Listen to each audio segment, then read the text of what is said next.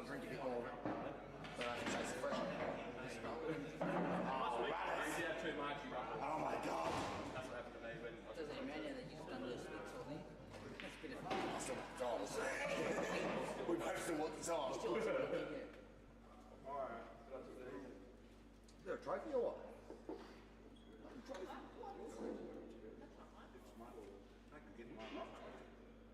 Oh, was that Dick and me, was it?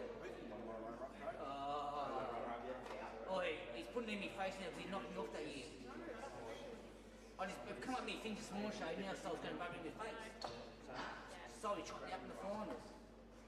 I was only a young pup. What about to chop up the game before? That's how you beat us. You're flying. You're not going to run as you're flying. I told you I could play this one time. I'll be Roddy Martin. I was on a club one. I'll be Roddy Martin. Then he had to run into informed Saltbush. Fucking shot me out.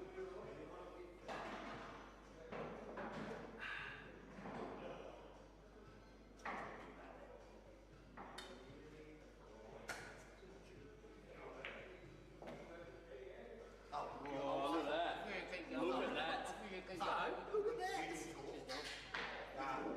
Ellie, want a beer? I'll fill it up. You can all go. Nah, because I went to go with this one, then you fuck. I just had a sip. Beers, 154. Go make it up. There you do it. I'm assuming we're staying for the final, aren't we? Be very not to. Where else can you go, mate? Got here at 10 o'clock this morning, was I watched the final, I guess. I was going to play in that thing's front. You show Elle how to get past it. Do what? Film someone, because Elle's going to do it on her phone. You show how to do it. Where did it full stack? You have to try. You have to try. It's got the code. It's the R&U one. So what? No, it's not that. It's a different thing, isn't it? Live scoring? You don't like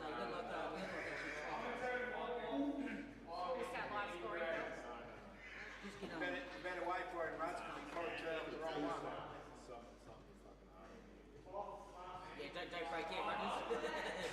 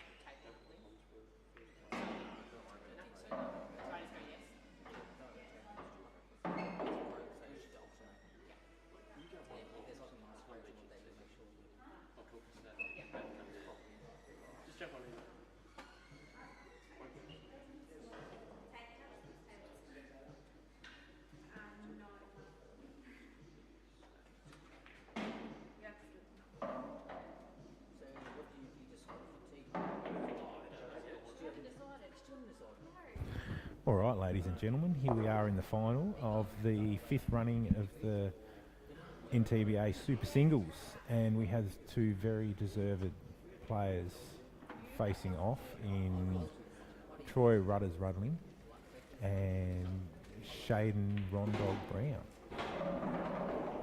Ruds won the lag and he got the privilege of the first break, and he's making short work of these yellows. We're joined here at the moment by Taylor on the comms. Hello. Taylor, how are we doing tonight? Not too bad yourself. That's good. Seems I'm to doing be all right. like it's going to be a cracker grand final. Well, if they can both produce the quality of 8 ball they've been playing today, it's definitely going to be one to watch. Yes, most definitely.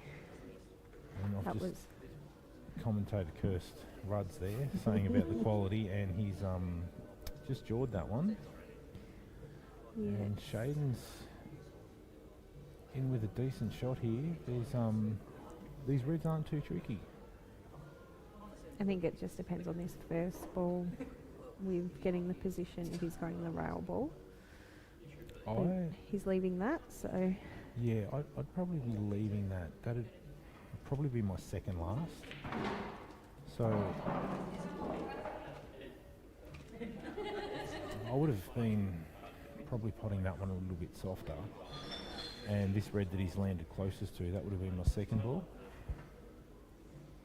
And then the one next to the balk line to the top right, followed by the ball on the rail, yes. top yeah. left, and then that naturally flows down for the black. But we all see it different.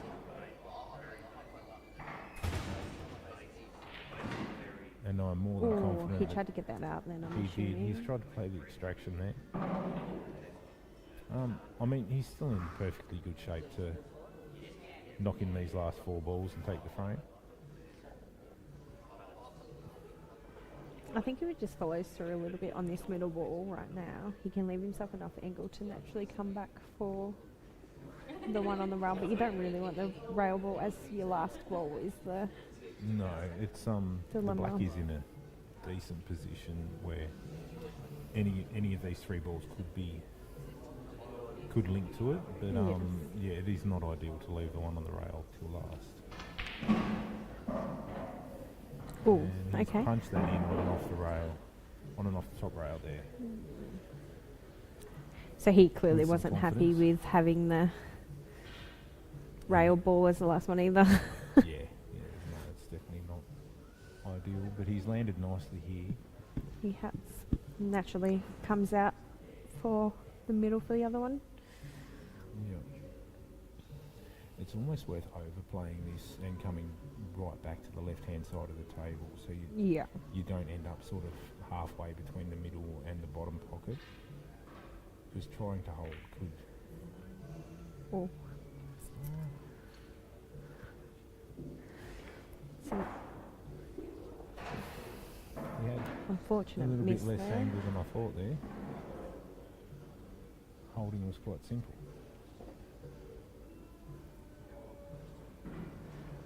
Cam practicing in the background.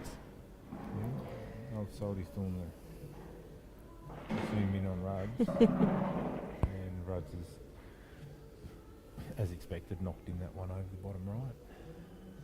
And has a routine black to Take the first take frame. take the first lead and get that 1-0 start. Something Shayden's been doing really well today is breaking. His break has been and getting huge. good splits. Yeah. I think he's had 4 masters? 4 or 5 masters Yes, today. and a couple of so- returns as well. And yeah, a couple of returns as well. So he's definitely been putting in some time, and I believe they go away in a fortnight for the Australian Black Ball Yes. Nationals up in Rockhampton, is it? Yes. Yeah. Yep. I also go away for the women's team. I mean, Is that'll that? be a great experience over there, I'm sure. I can imagine. Never Anytime played it you- before, but we'll give it a crack. Anytime you get to go away and play 8 ball for a fortnight, Yes. it is a good time, I'm sure. That's unlucky that that red didn't follow into the middle, but he's got one anyway, so... Yeah, he's put one in, and this is another one of those splits where a little bit of careful white ball placement and it'll be over as quick as it started, so... So it's one of these ones that you can actually take either. Both of them aren't too bad. The reds have that one triple ball up near the thing, but even then it goes. It does. He's just got to land on it properly, and every ball has a natural pocket to go into. Yeah. I would be leaning more towards the yellows myself. yeah. But yeah, reds are, I mean, they're fine as well. Whichever colour set you end up on here, you're not going to be unhappy. Oh, and he's played the Jackie for it.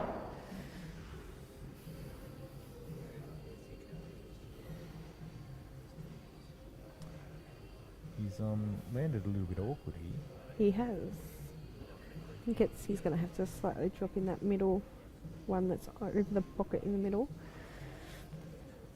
just to regain his position Yep. a bit. He might still be on the one down the line as well, but he's definitely choosing the one over the middle. No, he is. He's going to the one down the line. No, it's the camera angle has thrown us off there. Tends to do that.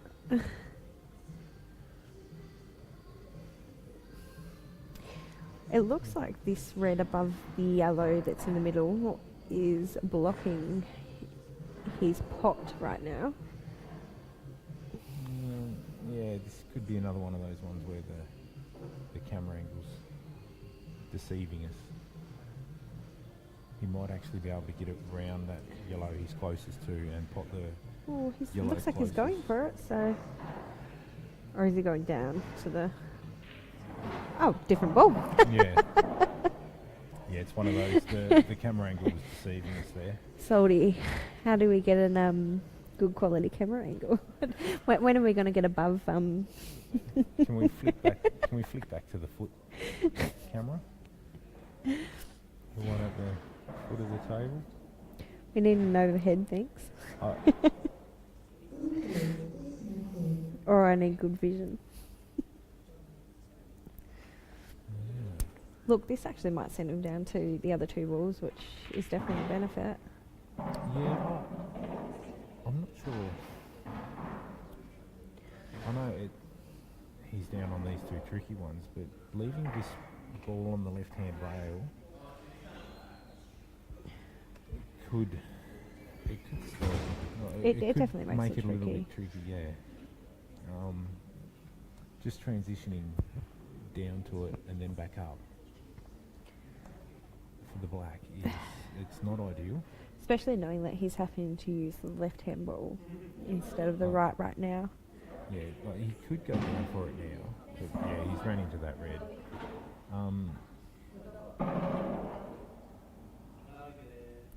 I still think he gets out. I just think it's been made a little bit tricky. It's further off the cushion than what I thought. That one against the rail, which is a bonus in one way, if you can get to it. I think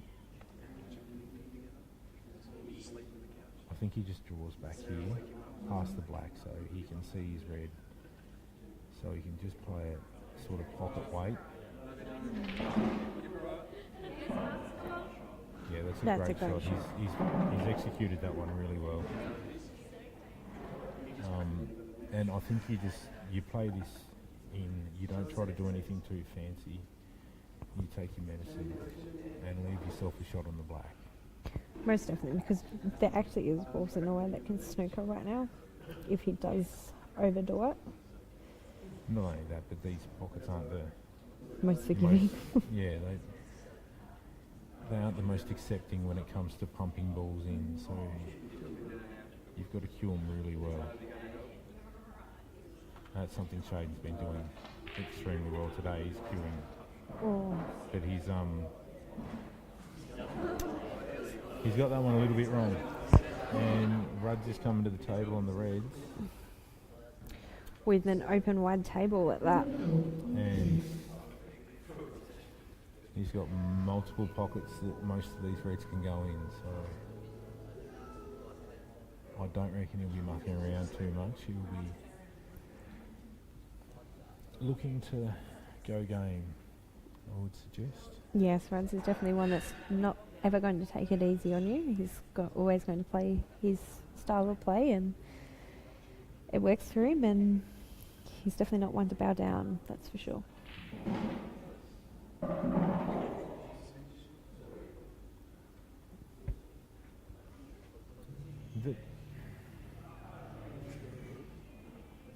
It's left him in a bit of a terrible position. I can actually see a world where he plays a little layup snooker behind the black ball Yeah. here and just pops that red off the rail and leaves Shayden in the fattest of snookers. And yeah, that's a Rudd shot all over. He doesn't play the wrong shot. He always plays the right shot. That's exactly right. Like, he realised that he had to pull up, and it's exactly what he's done. I mean, you could have got the shovel out there and started smacking balls around and tried to dig a way out, but that is the percentage shot. Most so. definitely. And it's going to be a tricky snooker to get out of. You have very limited The red room on- for error. The red on the balk line actually plays huge in being able to get past and manufacture angles. Like the amount of right-hand side Shayden's going to have to get on this.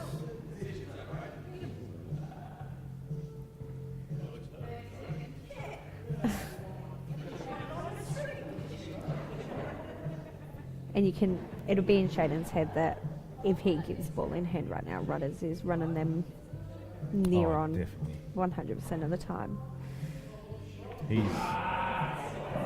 Tell you what, he's hit that as good as you can hit a ball.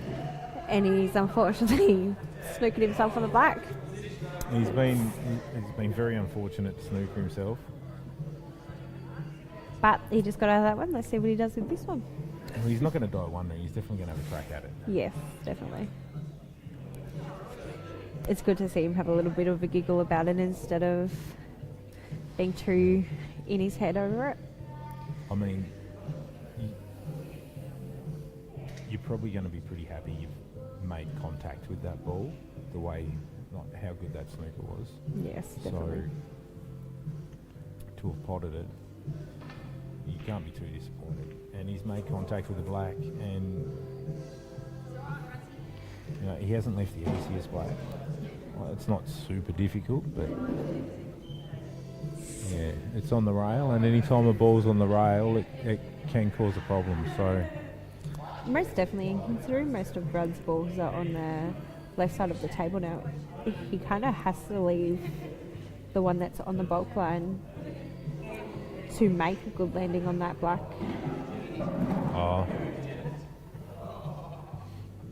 Depending on how he maps them, but he could play this one up, the one on the highest one on the left hand side. He can play that up to the top left, and then go top right.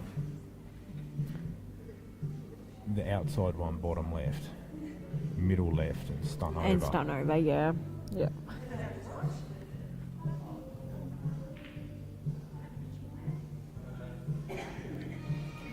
Ooh.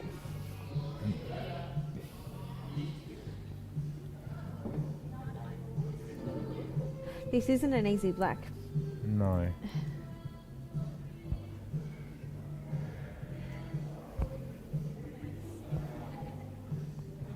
No, they're tricky little blacks, these ones. You've got to play them positively. You can't dolly into them because you get in behind it and it's never going to drop. So you're better off playing them just a little bit firm. And hope the pocket takes it these days. And, yeah. I mean, he's played that exactly like perfect. To take it to 1-1. And yeah, the crowd's getting what they want. They don't want to blow out. They want a nice close final. And Shayden's Shayden's taken that frame. He's potted that black, and he's ran off to have a Benny Noonan toilet break and just compose himself a little bit. Yes. And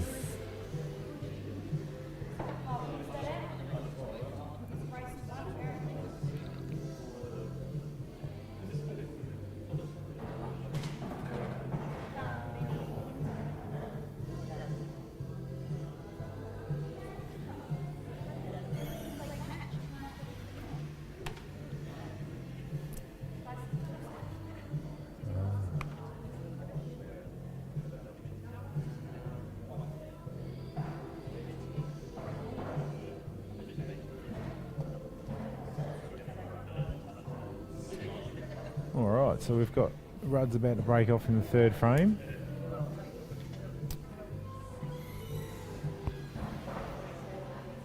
The score will be updated as soon as we have got Just all having some sat sorted. technical difficulties at the moment. And Oh, Rudd has given them a fair wallop, and they haven't really done much. and that white has landed in a really nasty position. Yeah, it's not ideal. Results in hamper queuing to pot one. It certainly does. It's always tricky when you got to jack up on the ball, so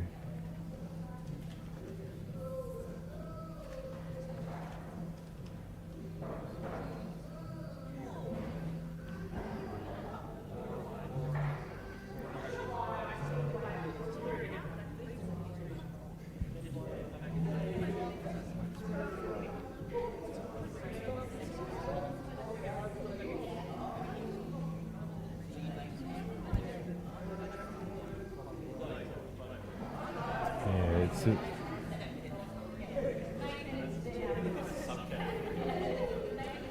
I mean, that was about all that was there, was the layup safety. Yeah.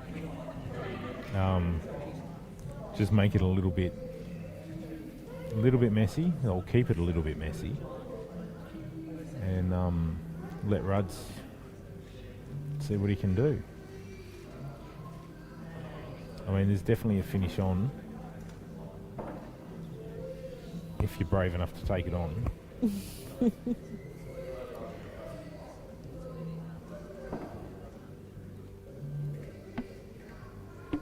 Looks like he's giving a crack at the yellows.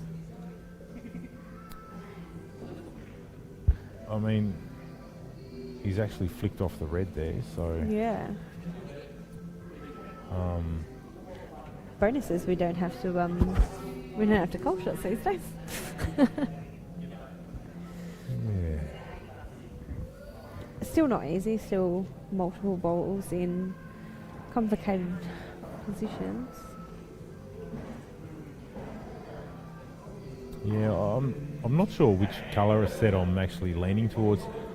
I think I'd just go yeah. I was probably leaning towards the yellows as well. And probably more so now, to be honest. Well, definitely, because it actually looks like you run this yellow in that's closest to the black, and it's naturally getting the other ball out. And you're probably killing the red on the rail as well, Yeah. if you play that.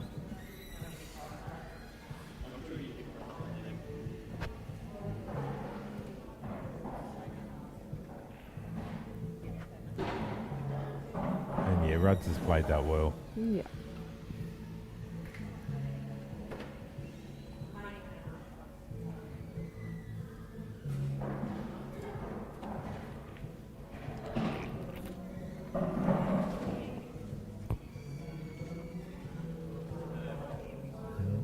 I was actually thinking he might have played that a little bit firmer and tried to get the white up the table from that shot. He just doesn't seem like he's getting quite the movement that he's wanting at the moment.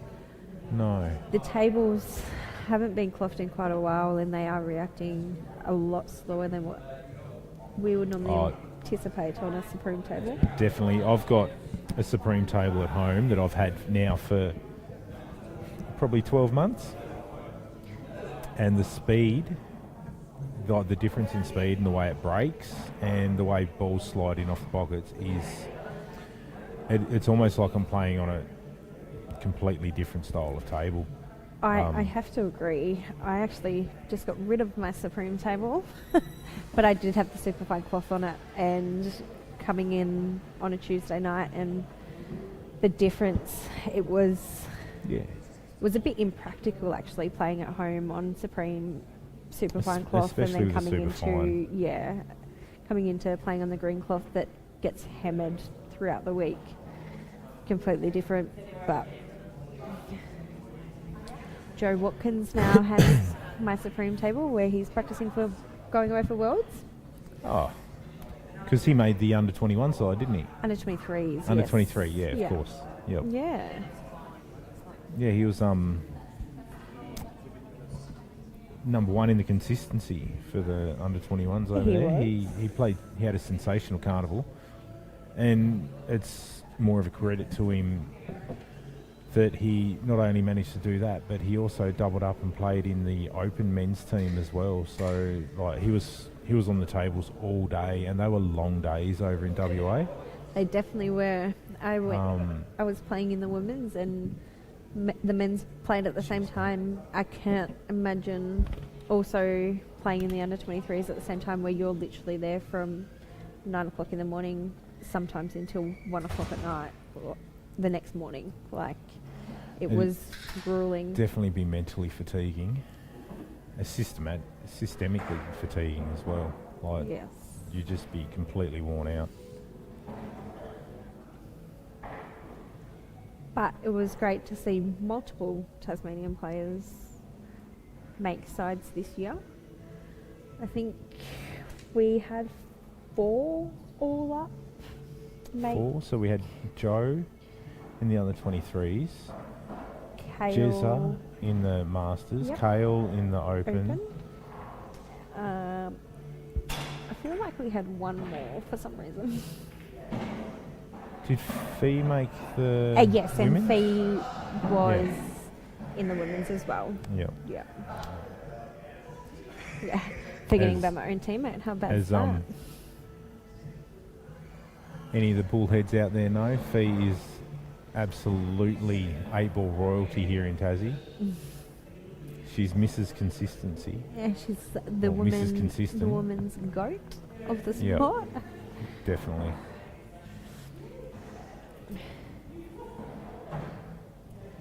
It was actually great to see that NTBA brought back the presentation night, where she was awarded a Hall of Fame. She'd already been awarded Australian Hall of Fame, and to get that before your local league Hall of Fame was quite interesting for her. But it's great to see that we're bringing the presentations back where we do get them kind of awards, and it makes for a lot of players to actually want to come back and gain them kind of awards as well. Yeah, I mean, it has been a lot of years since they had their last dinner, and the way this one was ran was it went really smooth. Apart from the speaker could have been a little bit louder for the MC, but that's neither here nor there. And everyone who was inducted into the Hall of Fame on the night, they are, they're stalwarts of the NTBA. Like, to this day, when someone plays a safety shot, people go like they sing out, "Oh, well done, Kenny!" Like, Yes, most and definitely. that's like paying homage to Ken Worthington, who like multiple Tasmanian sides. I think he made an Australian side, and yeah, there was some very, very solid players Well inducted into the Hall of deserving. Fame. One of which is playing in the final here tonight. That's a great shot from for Shayden Rudling. just then. He had to get over to be able to put that ball, and he's done it perfectly. Yeah, he's got his get out of jail ball down over the bottom right hand pocket there too. So if something does go astray, he's got a backup plan here, because it could be tricky to make position off this pot. but he's absolutely crunched that in. And he's on his choice of all 4. And he's playing with such confidence today. Like, he's cueing into it. He's getting the movement that he wants with the white ball placement. He came up to me on Tuesday night and he's gone, I need you to do some work on my tip because it's a little bit fluffy and I'm not seeing him quite right with it. So I gave it a little bit of a shape and a burnish and made it look a little bit nicer. And I walked in here this morning, and he's like, mate, that tip is perfect. I'm cueing so well. I can see the balls. And it obviously, it's made a difference. It's because obviously working. Definitely. He's flying today. But isn't it amazing how much one small little thing with your cue changes the whole game when you play? Like, you wouldn't think a fluffy tip would affect your game as much as it actually does. Yeah. Well, they say 8 balls or pull is 10% skill, 90% in between the ears, and seeing a little bit of fluff hanging off the side of your tip can definitely affect your mental. So yes.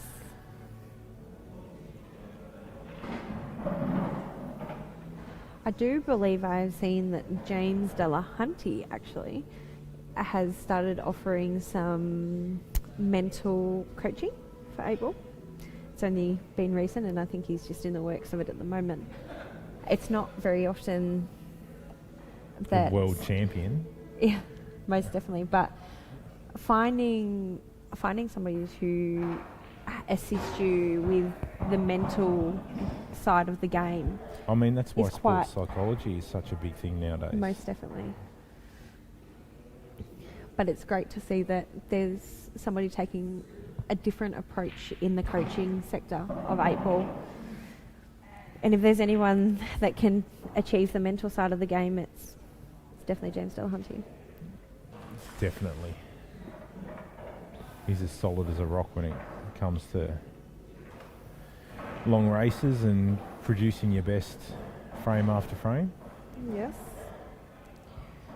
And Shayden's just managed to go frame there, and he's taken a 2-1 lead With the break. in this final. And yeah, it's his break to come, and he's been crunching them well. So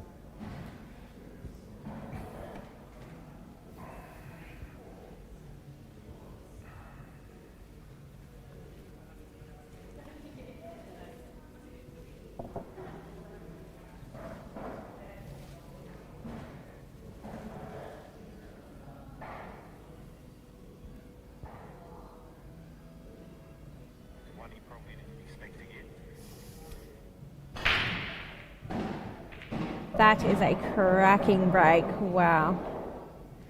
he's definitely crunching them well. He's just dropped 3 balls off that break and has got 70% of them above that middle line.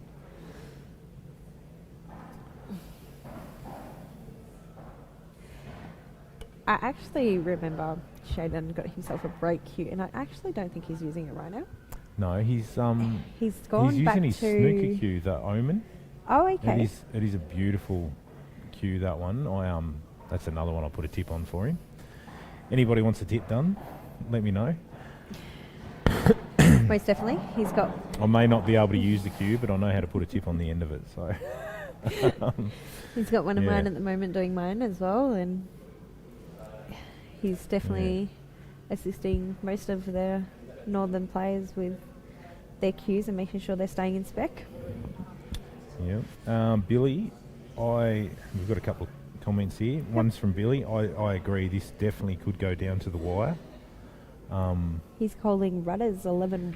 Yeah, he's calling Rudd's 11-10, so it's going to be a close one. And Andrew, cheers, mate. It has been a brilliant day of 8-ball.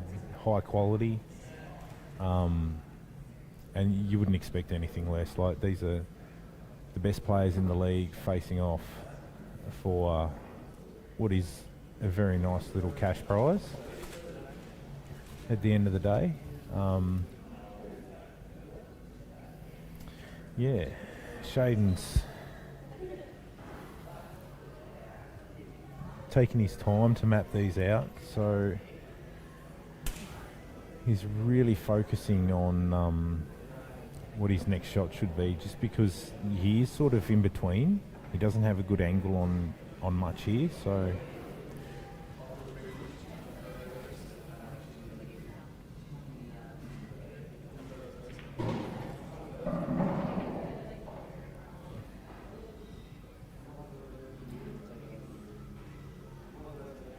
And We have the again, side angle right now, so Yeah. makes it a Yes. bit different to commentate on. He's again, he's landed a little bit off angle here, I do believe.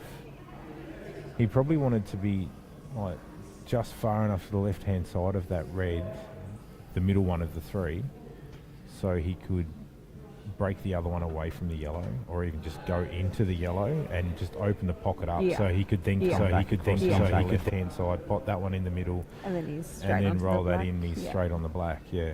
But he's just rerouting here. Ooh. And there aren't too many places on the table where he would have wanted to land in less than where he is right now. Ruds has some facial expressions for that shot as well.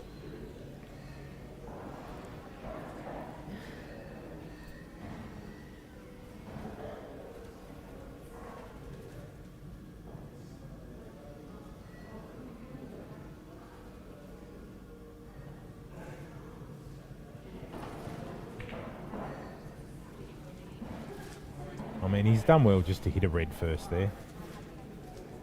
Did he? I Yeah. couldn't see him. Yeah, he was blocking hit the shot. He definitely hit the red Oh, first well, that's there. great. He flicked off the rail into the red, into the yellow. Ah, he only yes, just yep. snicked the red, but it was red, Hey, red look, ball contact first. As long as he's hitting his balls first, doesn't matter. But you'd wager Rudd goes out from here. She's Does Ruds roll forward here just in case for the snooker? I think so. You just roll through this and then you can play it. Well, actually, Yeah. I think he's just full Full blooded played gone for it. Yeah. the snooker there, Yeah. because he doesn't miss that one down the rail by that far. No.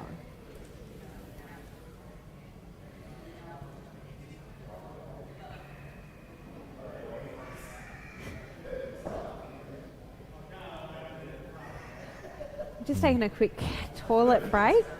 Yeah. Mid-frame. Both players have put their cues down and gone toilet break. So yeah, and up and coming, we've got the Tassie Old Dogs tournament down at the Hobart Workers Club coming up. That's the 4th through to the 6th of April this year. That's always a great comp for Entries are open for that, are they? Yep. Yeah, entries are still open. I can't imagine there'd be too many spots left, as it's a very popular event. And also, August 8th through 10th, we've got the Killer Crossover. That's happening again this year. It's a very well-supported event. We get best players from all around Australia coming down for this one. And even if you're not playing, it's worth going in and watching some of the best in not only Australia, but the world Most definitely. do their thing. You've got an event that's a double elimination that is long races, and it just shows great quality of 8-ball Yep. across the entire of Australia. Like, you've got multiple people that are chasing that title of the Killer Crossover. I mean, it tends to be a big prize pool as well. So Most definitely. Normally, I believe for the last few years it's been $15,000 prize pool, yep.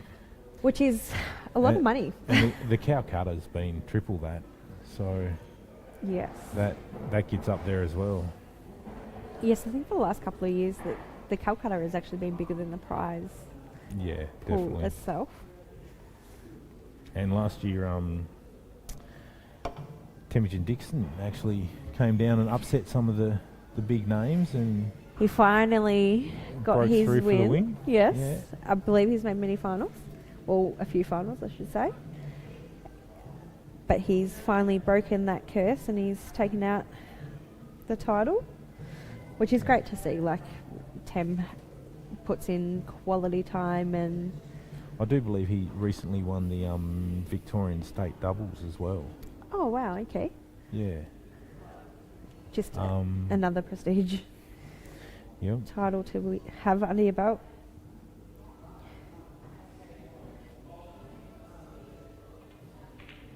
This is a big shot. And that is stiff. You know, back when these tables were new, that slips dropping. in. Yeah. It slides in off the off the jaw there every time.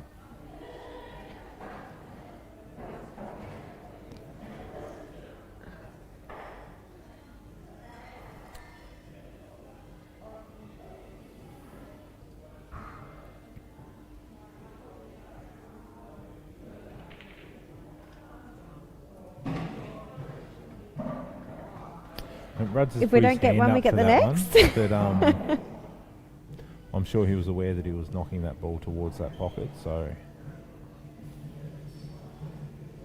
yep. He's actually promoted the other yellows into a nice spot, and these are very gettable.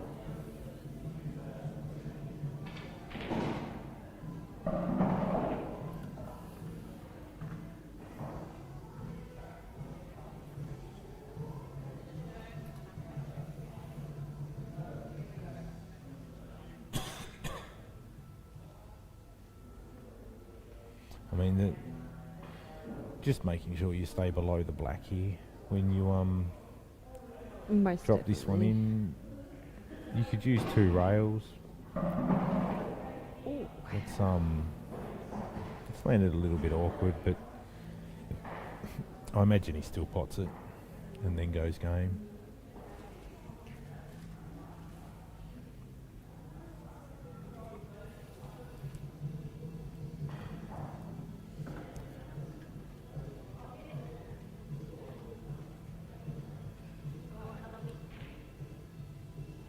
Oh, It did land a little bit awkward. most definitely. Always queuing off the rail is always a position that you never want to be in. And it wasn't just off the rail, it was in the jaw as well.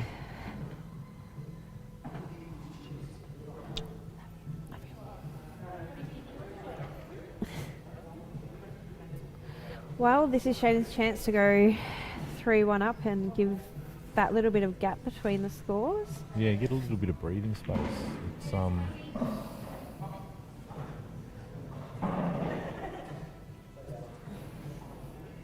The black's near on in the centre of the table where he can take any I mean, pockets it goes to that he 5 wants. of the 6 pockets, Yeah. so I mean, just cue this in, get the white ball back out centre table, and see where you are. And he really couldn't have hit that much better. And just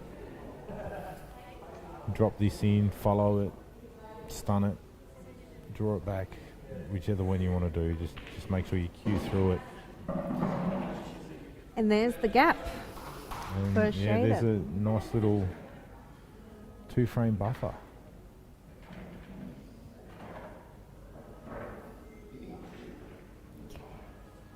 If there's one person that you want a gap between, it's yourself and runners. I mean, anytime you can get in front, especially in a final, it doesn't matter who you're playing, but you always want to get yourself that couple of frame buffer. Most definitely. It just puts you in a much better, comfortable position. As we said earlier, like 90% of the game is your mental capacity, and when you've got that little bit of a buffer, you're playing a lot more comfortable, and you've got the other person on the back foot where they're the ones that have that extra added pressure to their game, where normally they're the ones that make the mistakes and you can take that win. But Rudders doesn't usually let I mean, you've got a like gap defend him. a prime example of that is Ronnie O'Sullivan. If he's out in front, he's one of the best front runners you'll ever see. He will punish you frame after frame in snooker. But if he's got to chase you down, he can get a little bit loose and a little bit frustrated. Most definitely. This might be the prime example. Ruds has just thrown the white off the table. I don't know whether it's out of frustration or was just an unlucky. Oh, I think Mistake? it's just one of those ones where when you're breaking, if you cue it just a little bit wrong, she can go flying.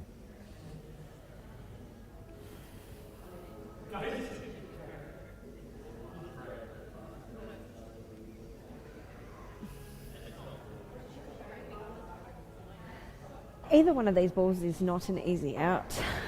No, you've got those red and yellow together up the top there that it just makes it a little bit tricky. He was looking to play the yellow off the red straight up, but he's actually playing this one in the middle so he can then play that shot and not have hampered queuing.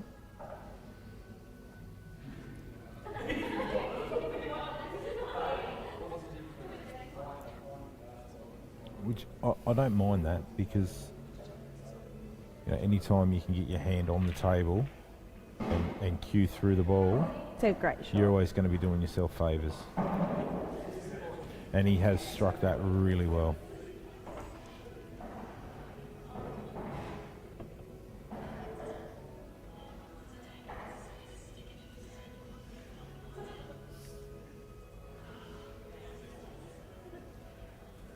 We did get a small turnout here today. Could have been a bit, There's a good little crowd here watching. yeah. Everyone's being nice and respectful and keeping the volume down so not to distract the players. There was a situation there when Aiden was versing Jacob and the whole room went quiet while he was on the black, and it just threw him a little bit. He is subsequently ended up missing that black. Yes, he did. And then he stood up and he's like, "Why'd you all go quiet? Like, why did it all go quiet?" But yeah. We are used to a very packed workers club, especially on a Tuesday night. We normally have roughly Oh. 12 teams of If you can hear the 5 person to beside 8. you talking to you of a Tuesday night, you're doing well. Yeah. Because it is quite loud in here of a Tuesday. So when we have silence in the room, it's a bit different. It can be a bit eerie, Yeah. a bit off-putting. Yeah, definitely.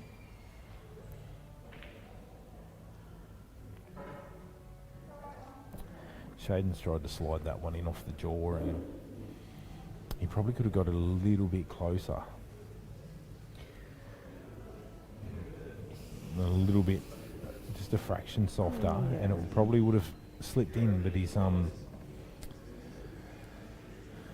jawed it, and Ruds has come to the table with a fairly decent chance here.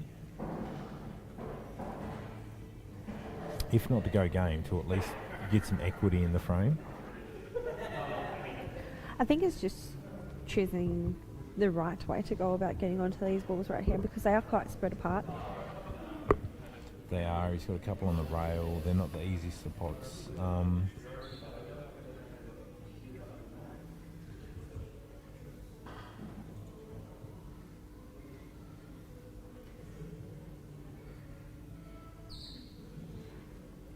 I mean, they do all pot, so they do all have a home, as I like to put it. It's just whether you want to go full-blooded and have a crack at them. Yes.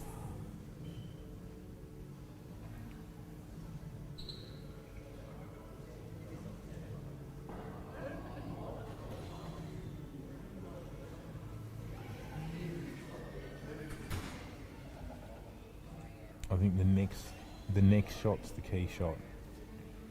After he pops this one in, depending on the angle he leaves himself. So he's left himself a good angle there, where he can just duck this in and go between the rail and the black. And depending on how he's feeling, he can play up for the one on the rail first, and then play right middle, left middle, black. Or he can go left middle, ball on the rail, right middle, black. And I believe that's the way he's going.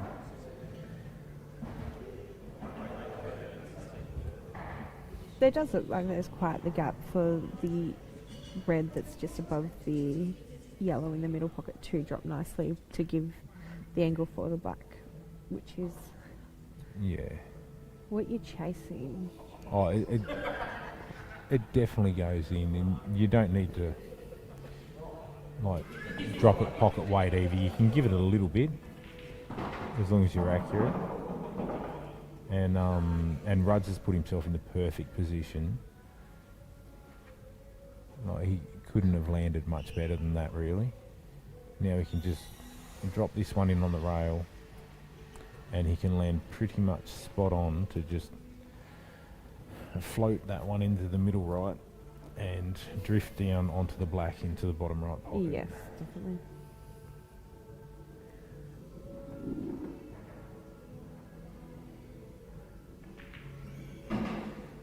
And He's left caressed himself that that in. perfect angle. Perfect.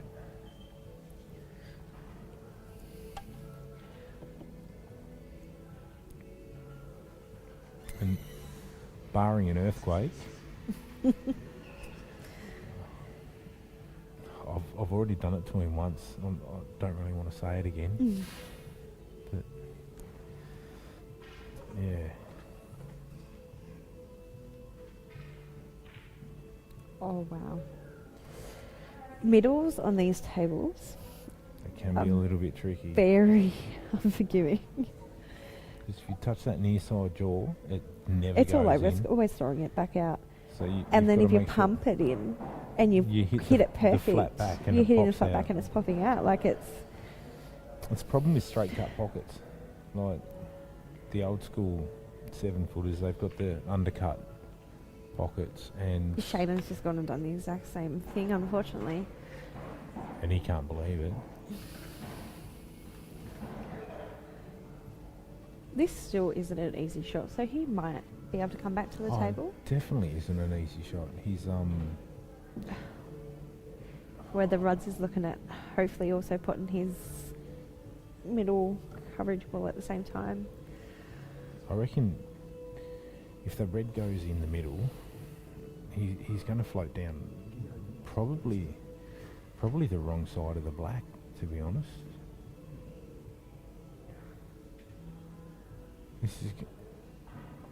We're going to learn something here, because this is going to be a very difficult shot.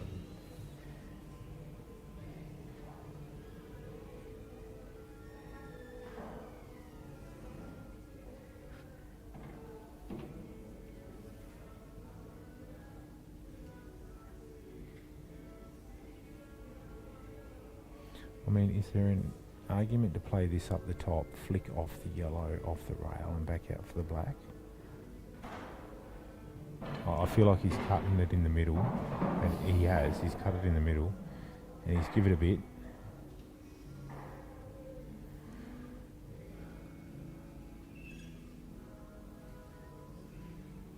He's cut it and he's on the black at the end of the day. It's not a great shot, but it's not easy, but he is on it.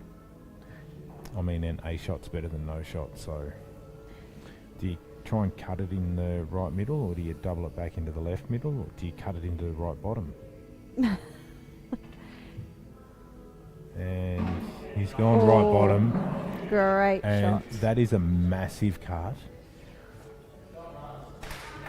And you're always concerned of you're losing the white when you're playing them shots, but when you got to take them, you got to take them. Shayden's balls were there for if he played a shot that was going to miss. Yeah, well, it was a do or die pot, wasn't it? Yes. Like, Shayden's balls weren't real difficult, and you know, the difference score-wise, and there's that shot again on instant replay by the Bushmaster of how Rudd's got down onto the black. The difference between potting that black and not potting that black is it's 4-1 or 2-3 in the score, and 4-1 and 2-3 is the difference between that is huge. But Shayden's got the sledgy out, and he's absolutely walloped to that break. He has been hitting them well all day. He's gotten 2 yellows off that snap. And he actually does look like he's on a yellow as well. Yeah, If this one top right slides in, he is flying.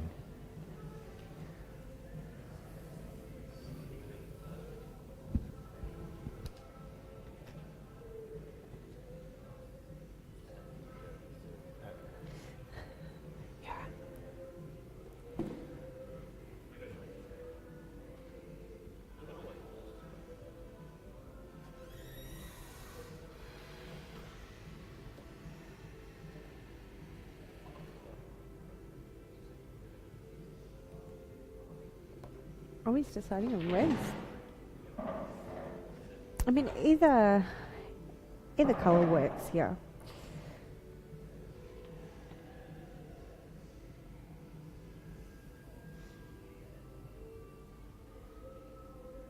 The reds here can keep them all nice and close. Here's white ball, which is a bonus.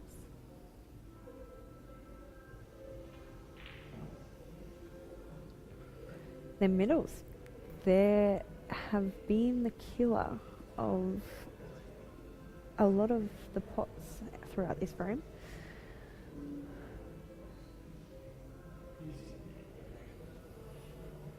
Phil has just stepped off through the toilet.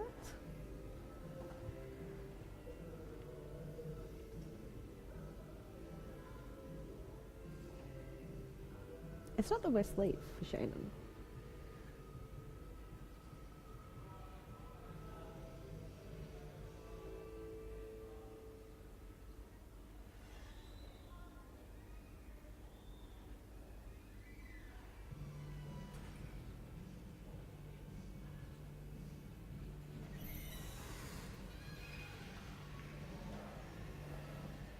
It's a great shot from runs. It just gives a little bit more security over them, of him being able to go out.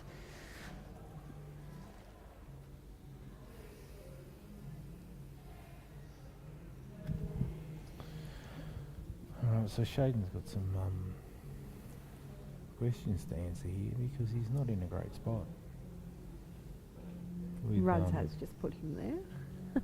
He has, and it was a very good shot to put him there. Or very good thinking to put him there.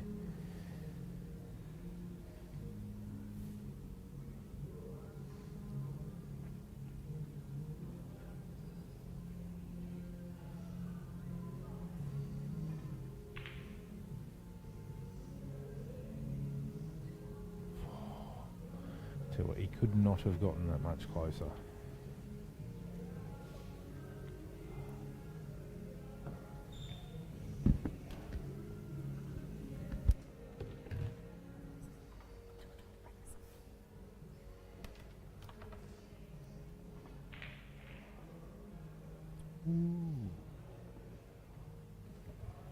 Tried to slip that one in there, and it's just jawed.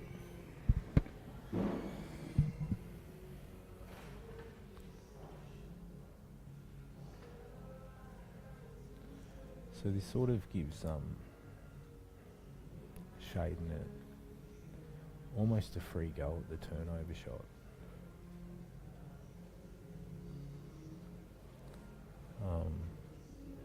Run the one along the rail and just pop the yellow over the top right. Or you could go wholehearted and try to get the skill shot. And that's what he's done. He's missed the little flick on the yellow ball there.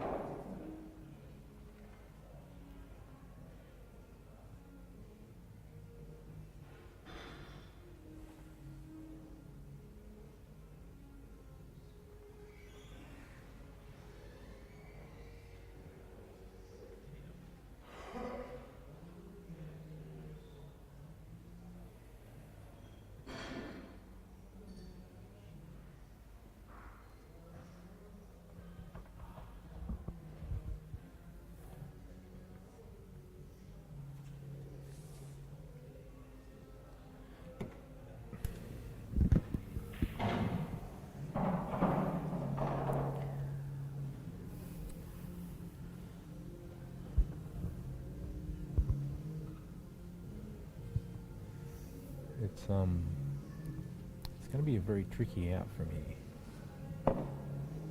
He's going to have to play some big shots. It's almost worth asking, do you slow down? Maybe try to take the lead in frame with some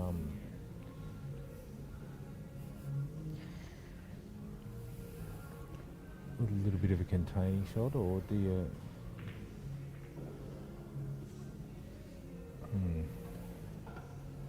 I think that's what he's done there. He's tried to play a little bit of a containing shot, and it sort of half worked.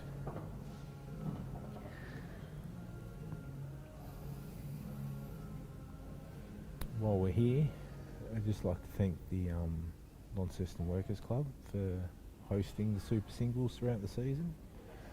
Dave Kearns and all the other staff that come in and open up for us and made it possible for us to play each week. Thank Saltbush for his tireless efforts behind the scene, making sure that we've got our match pins up and ready to go every week, and for all the other admin work that he does behind the scenes, along with bringing in all the gear and setting up for streaming the finals, which we've had a pretty good finals day. Most definitely. Also, while we are on the topic of the Launceston Workers Club, tomorrow we do have a fundraiser Kolkata that also has some raffles and stuff at it. We welcome anyone to come along. This fundraiser is for one of our pool players' sons that was unfortunately hit by a car. He's doing well and he is recovering, but that little bit of extra funds for the medical side of bills that are still to come is definitely something that we want to help the family with. So if you're free tomorrow, head on down. I do believe Dave Kearns is putting on a barbecue for everyone that rocks up as well.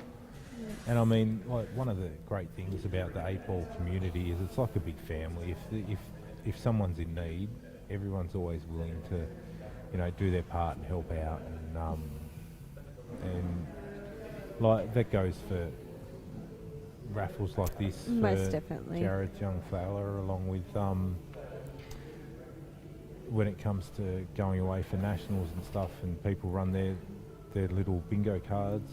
You know, everyone's always happy to help out and grab a number, and it's really good to see the 8-ball community in the north. It very much is like a big family. We're always getting behind each other and making sure we can do as much as we can when we can. But yes, tomorrow is definitely an important fundraiser. And it's for a good cause. And yes, as Phil said, definitely for a good cause. So come along if you can. You know, Ruds is eyeing up this yellow over the bottom left here. And is it just me, or does it seem like these pockets have gotten tighter as the day's gone on? It's definitely looking like it. There's a few balls rattling and jawing that probably didn't expect. I don't know whether they brushed the tables down before starting this final, but I did see Shayden giving the table a run over with the napping brush earlier. yeah, okay. Or the napping block, it's not really a brush. Yeah. This is a bit of a tricky position because I don't think any of these reds really go. Like the outside one, or the middle one, the one closest to the middle of the balk line, that does go top left, but I think mean, there's that's a bit of a wild I think there's shot. a bit of a gap in between these balls. Yeah, but He tried for it, but to play that Jackie was always going to be quite difficult. definitely.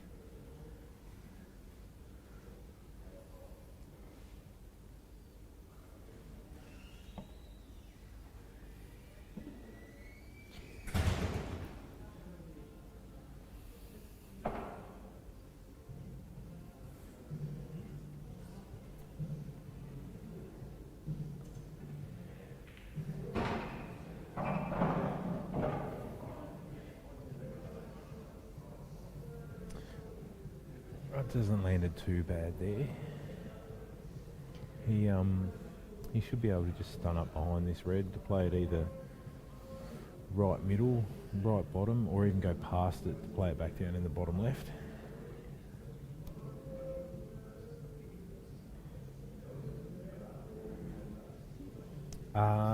Tomorrow, I do believe it is a singles cow cutter. Yes, it is.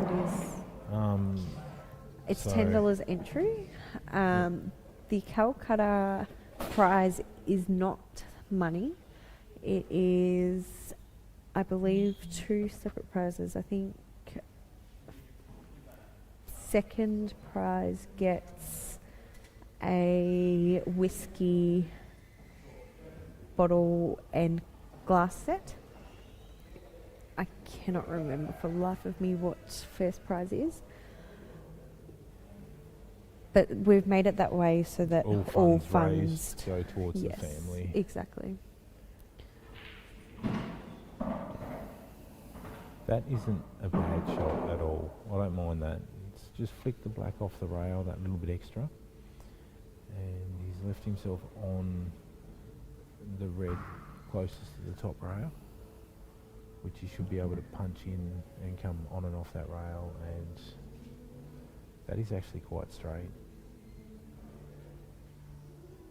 I thought he had a little bit more angle than that. He might have to take his medicine here and just drop this in and then play the other one to the right hand middle, or just cue it in confidently.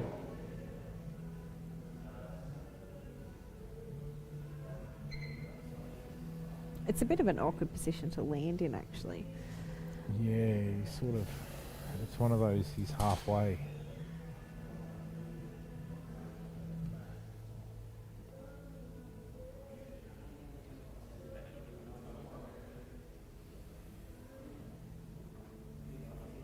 This is going to be a big chop if he gets this in. And he has. And he's left himself a chance.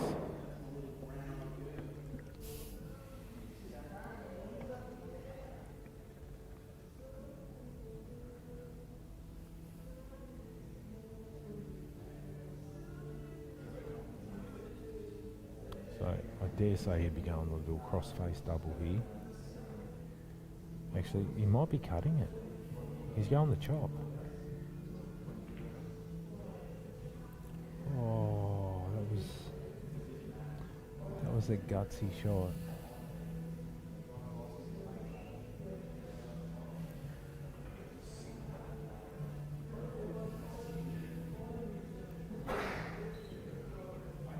Look, as much as this shot is hard for Ruds, you don't ever want to leave Ruds a shot. No, you don't. It's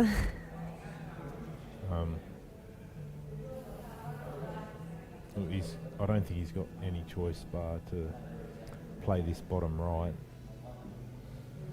providing he can see enough of it. The black might be cutting off the potting angle. I don't think it is, but yeah, just pot this bottom right on and off the rail.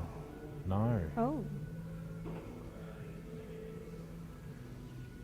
So he's gone a little bit of safety there. He mustn't have been on the pot. The Jackie was never an option. no. This is going Like to if he wasn't on the pot, that was the shot that he needed to play. What he's Most just definitely. played.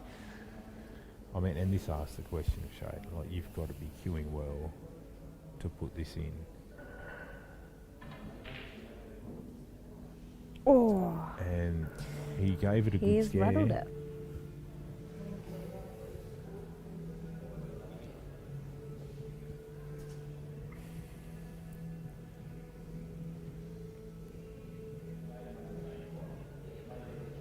I mean, but it's sort of put the pressure right on here.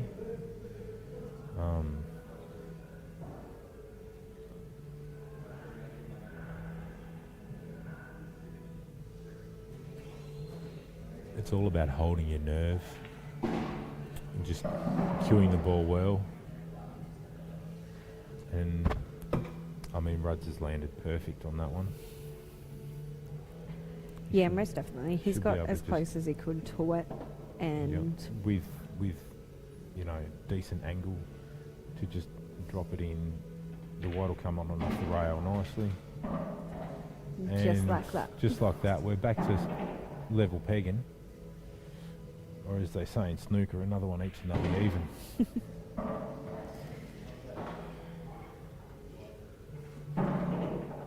With now runs to break.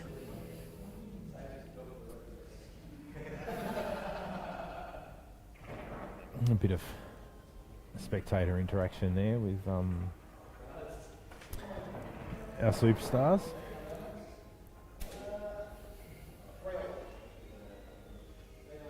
Correct. Now, it's actually technically a race to 8 at the end of the day.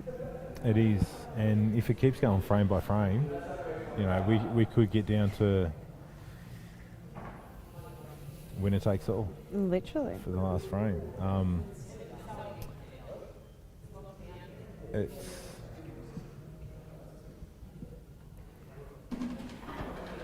It's a fantastic final. You couldn't ask for much more, could you, at the end of the It's day? back and forth. It's staying nice and tight and close. It hasn't been a pot out fest, which I think a lot of people were thinking it would be a pot out, like just an absolute potting fest. But there's still plenty of time for that to come, and these few little tactical frames with the little tippy tap shots, you learn just as much off them, if not more, than you do when somebody just goes out and pots all the balls. Well, that's exactly right. Like, so many outside viewers just want the good old pot out and make it a quick and easy game. But In the reality, tactical frames side, don't go like that. exactly, and the tactical side of the game is actually one of the hardest things to pick up in the game. So if they're making the opponent sweat due to a tactical game, that's just as great to watch, I It is. believe. Watching the way their brains work, the way their mind ticks, and it's something that I've always really enjoyed.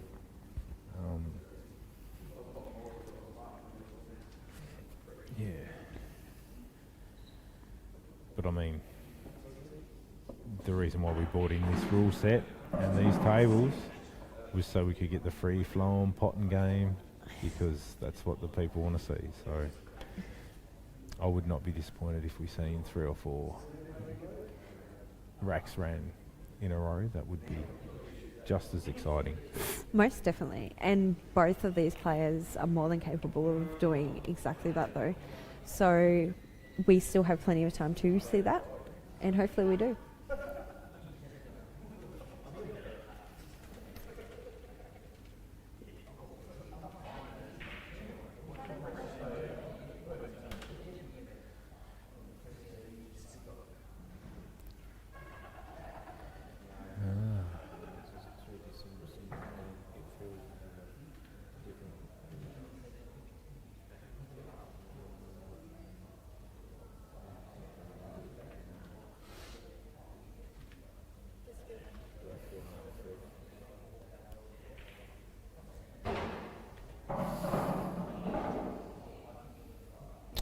Kryptos, how many years does it take to play at the standard?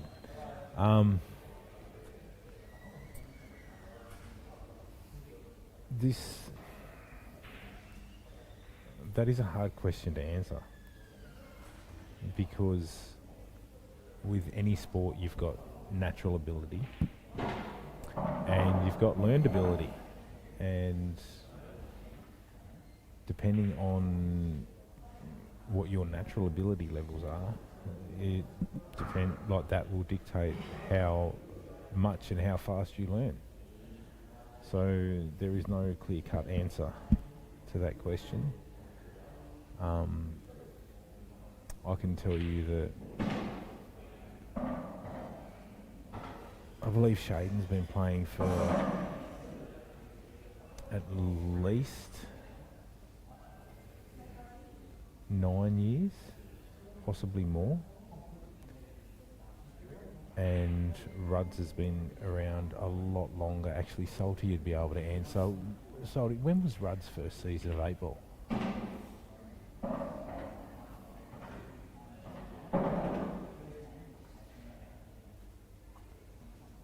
I've got his wheels are ticking. He's trying to think back.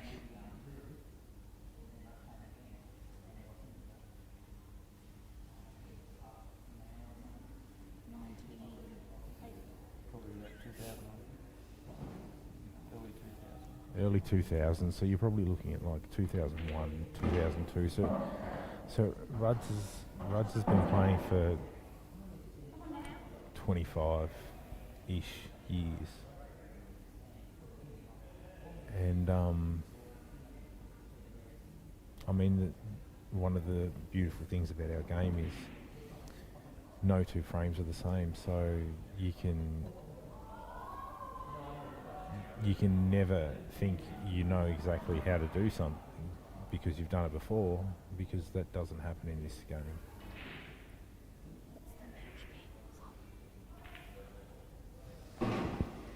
And Shayden's just played an amazing shot there.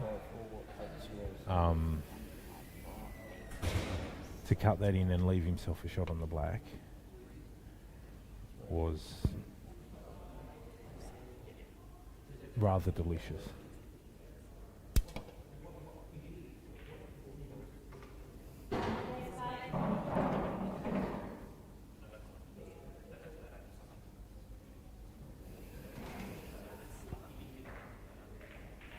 There you go. Billy's just said that he started comp in 2013 and Shayden was way into it then.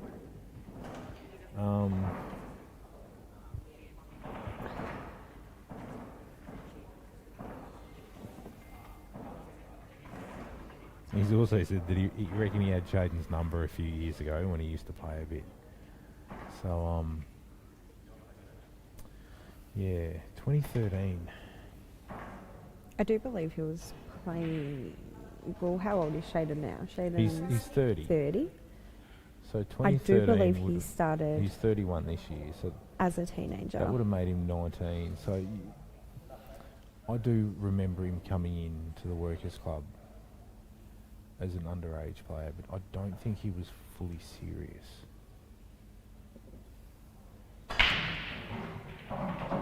And he's crunched them again and had no luck because he's scratched the white straight in off there.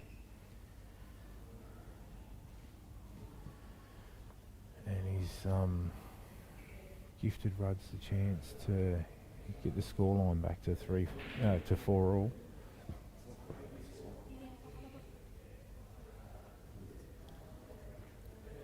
Four through to you, Shayden.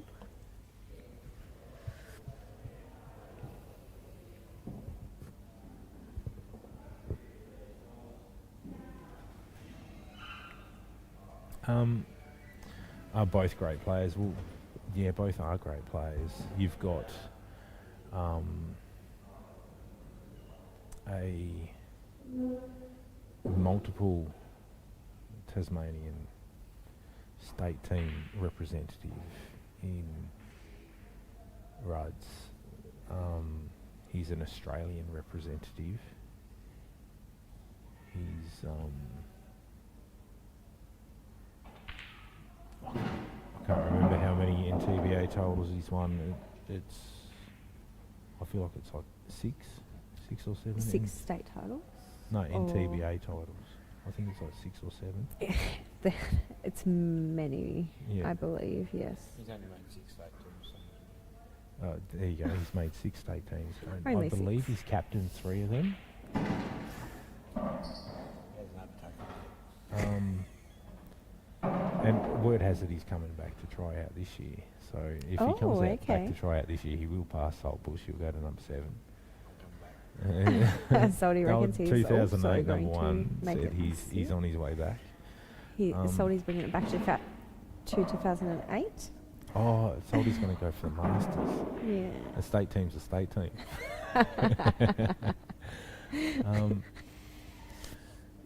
Yeah, and Shayden, he's represented Tassie he's also made a stateside. I believe he's only made the one. And they made it through to the semi-final of the Australian 8-ball National Team Championships.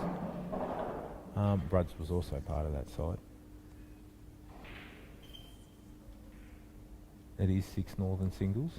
Yeah, Ruds has won 6 Northern singles. Shayden's won 2 Northern singles, I do believe. And actually, one of them was against Ruds in the final. Yeah, Yes. and he's managed to beat Ruds. I think that was when I was talking to him recently. He was saying how that was his breakthrough win against Ruds.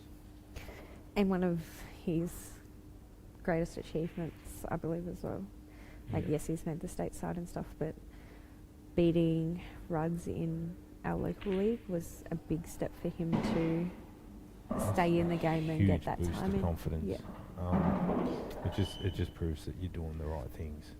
You're putting the right amount of time in and effort. And Shayden would be the first person to tell you that Ruds was his mentor throughout most of it. So to go on and beat your mentor in a singles, you don't get much better achievement. That and is a great feeling. sensational shot Ruds has just played there. To stun that white over behind this red, to be perfectly in line, to just drop it in pocket weight, on and off the rail, and have a simple drop in black. Yeah.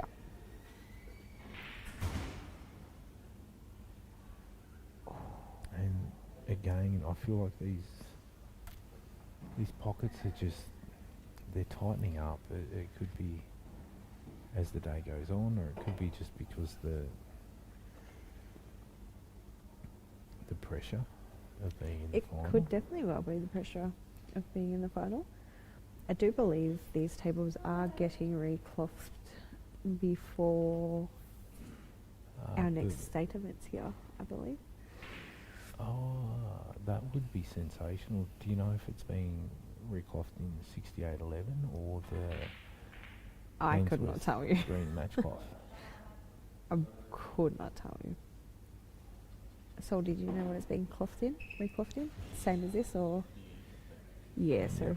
So, I mean, it is fantastic cloth to play on when it's new, but I feel like the old Strawn 6811, it just lasts a little bit longer, and it holds its quality just a little bit longer. The nap is thicker, it's not quite as fast, but as long as you look after it, iron it, brush it.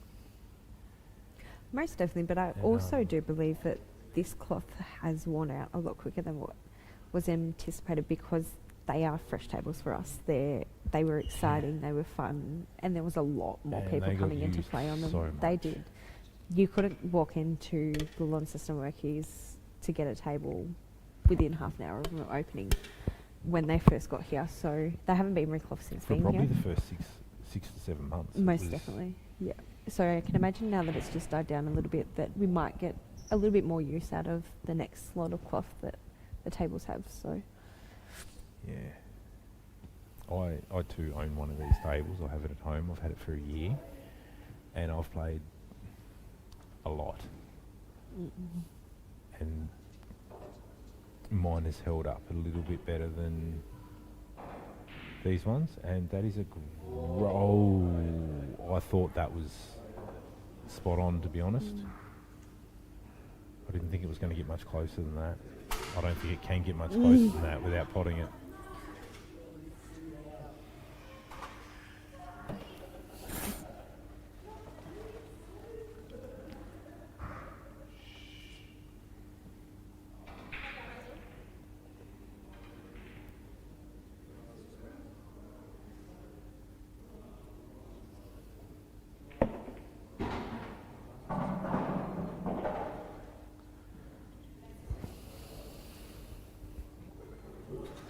when do you get down onto this hardball on the rail?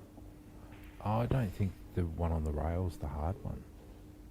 In my opinion, his hardball's this one. Yes. That ball is going to pose him some problems.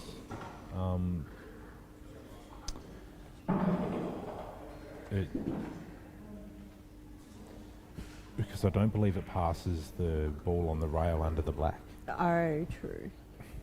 And to be able to play the skill shot on the one in the pocket that's a big ask. So Especially he with the black needs right there. he needs to get down to play the one on the rail ASAP, so he can then land on that one. And I believe that's what he's tried to do here. He's trying to get down onto the one on the rail, and he's pulled up short, but he's got another go at it. So it's more of a tricky shot.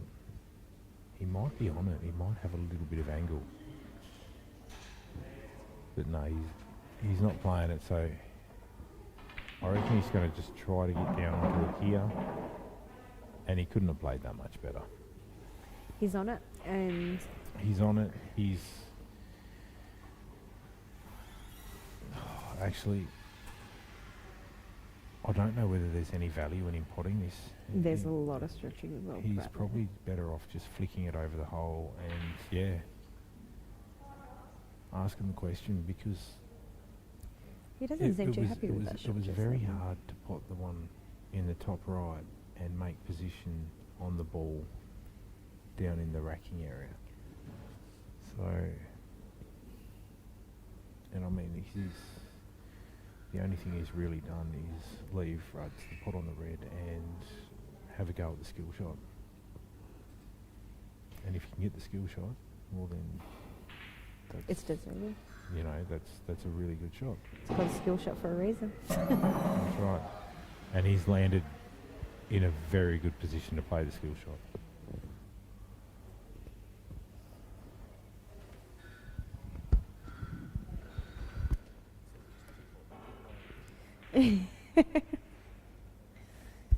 Yeah, skill shot incoming. And he has played that to perfection. And it's back to 4 frames all. This is It's been it's been a final for the brilliant ages. match to watch, to be honest with you. I am, however, going to step off commentary for a minute and go get myself a drink as well as Phil here, and I'll be back soon. Yeah, might have a 5-minute break while these guys rack the balls up and go to the toilet. And we'll be back.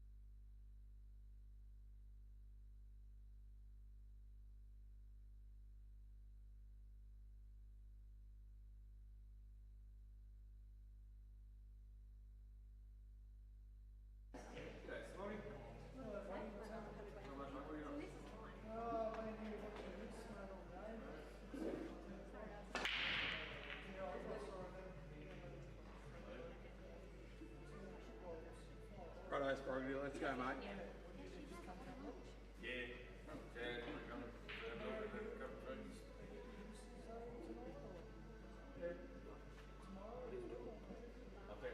There wasn't any here because they didn't have a toss properly. So I was talking to Adam, I've got a friend now. I just thought, oh, okay, yeah. No, we had to count the office told me we had to count the people. I had to count. I don't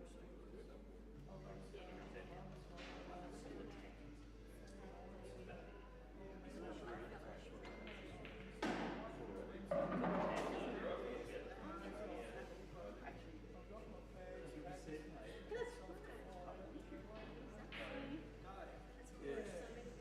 rest, Shayden was saying,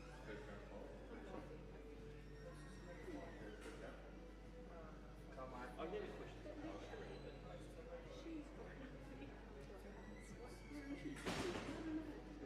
When she looks at it, she'll yeah, actually that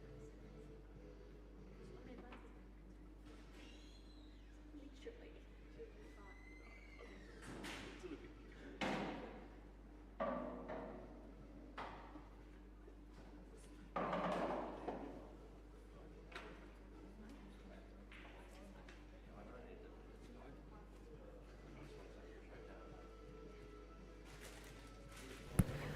Alrighty, you have Taylor back for now, and Phil will be back very shortly.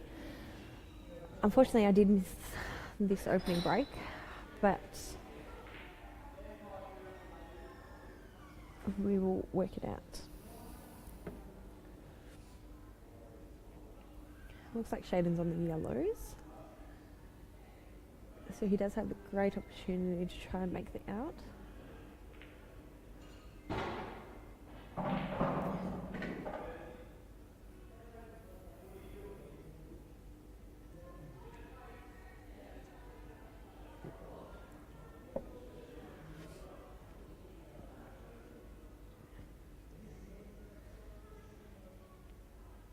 Now I do think you take the bottom one out of these two close ones here at the moment to try and get over to the ones closest to the black.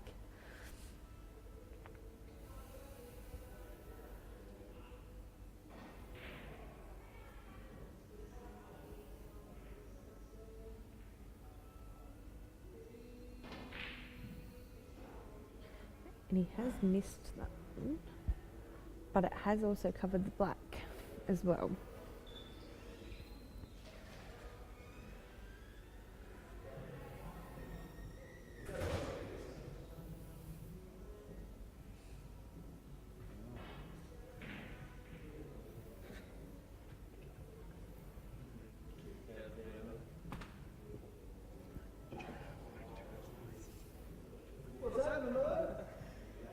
Reds has a little bit of work to do here.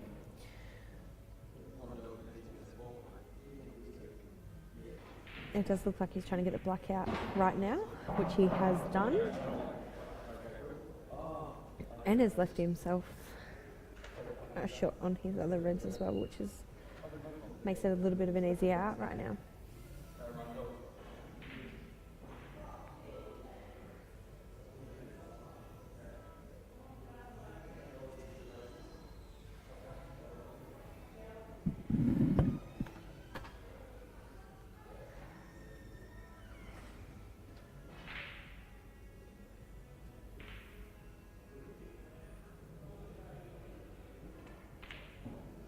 These middles have been an absolute killer this whole match.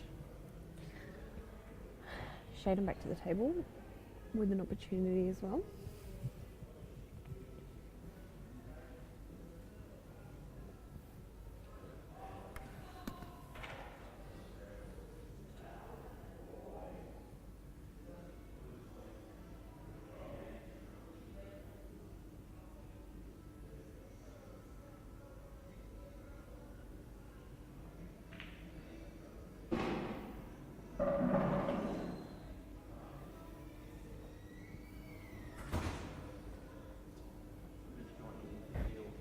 Thank you.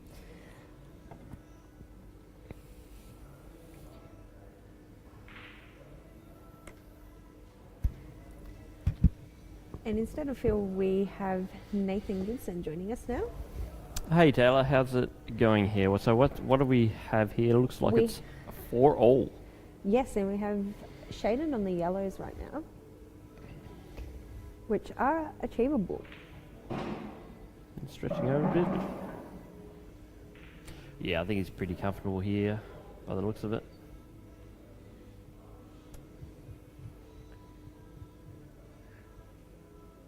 There is quite a bit of angle on this shot, believe it or not. It doesn't look like it from here. Yeah, I'm thinking he's just going to roll this You in can definitely and just probably just roll play it off in. that cush there, and I think he's okay. There is going to be a bit of pressure in terms of where the game's at.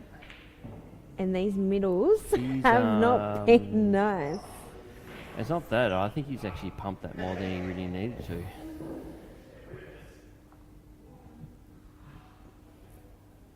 I'd be thinking Ruds is actually thinking, yay, I'm back at the table. With an amazing opportunity to go out here as well.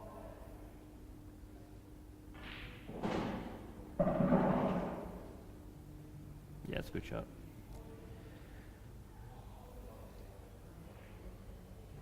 I'm thinking in that top bulk rail, he needs to get onto that pretty soon. I don't think that's really what he's looking at. Yeah, I Do you think he's agree? aiming for that right now. Oh, and he's well, what would we know? But I'm not half the player that Ruds is. Sorry if I ever make missed calls. That is I think probably he's going to why. transition to it soon.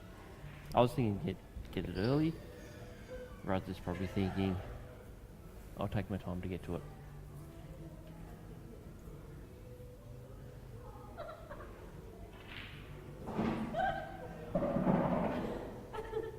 It looks like he's setting it up for this hard ball now, Tyler. Yeah, I can't imagine you want to leave that until your last ball. So it'll looks like it'll be closest to the pocket right now, and then across middle down to the black. In saying that, I've been wrong before. No, it's got to be the time. If he's going to be taking it, it has to be after this red is the corner.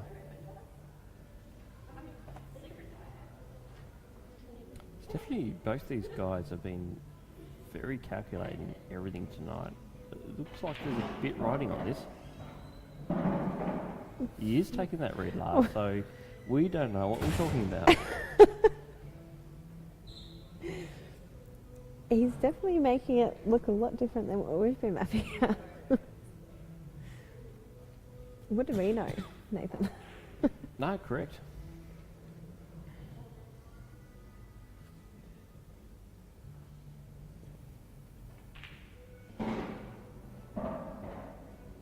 And look, he's played that beautifully.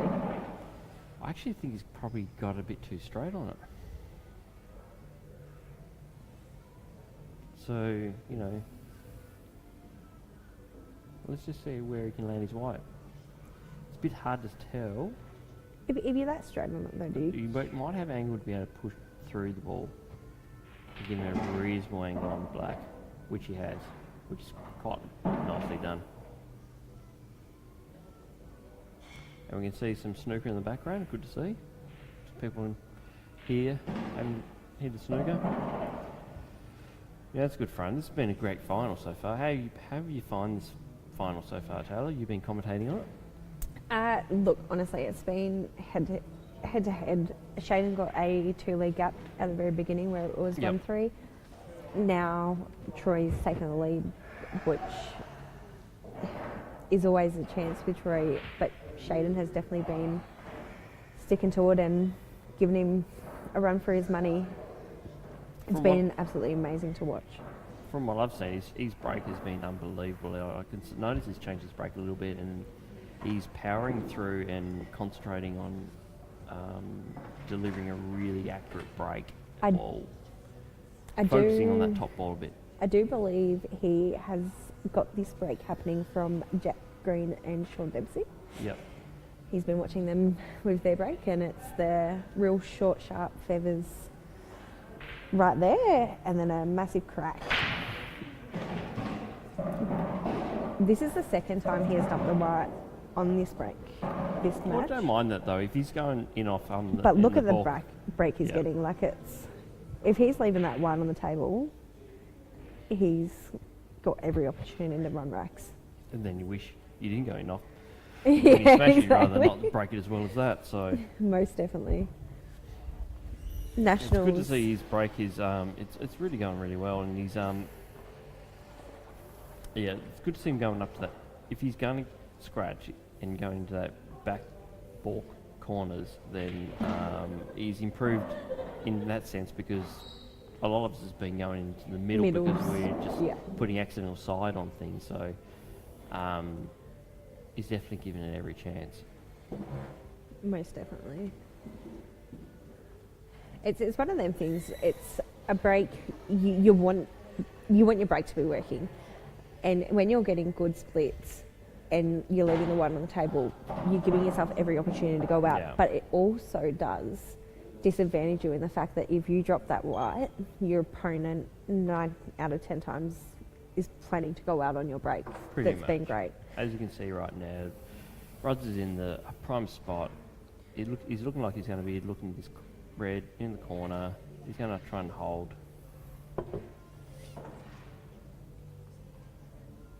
Actually, he didn't follow through here for the red, and he's decided to go there.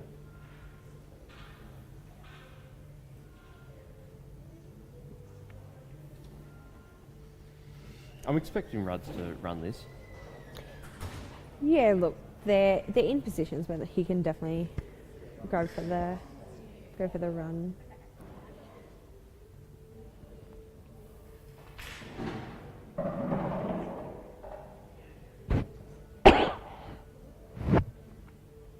Yeah, I like this shot a lot because you deal these two, and then you got that last red to finish on the black. And the last red that I'm talking about is the one lower Yeah. to screen.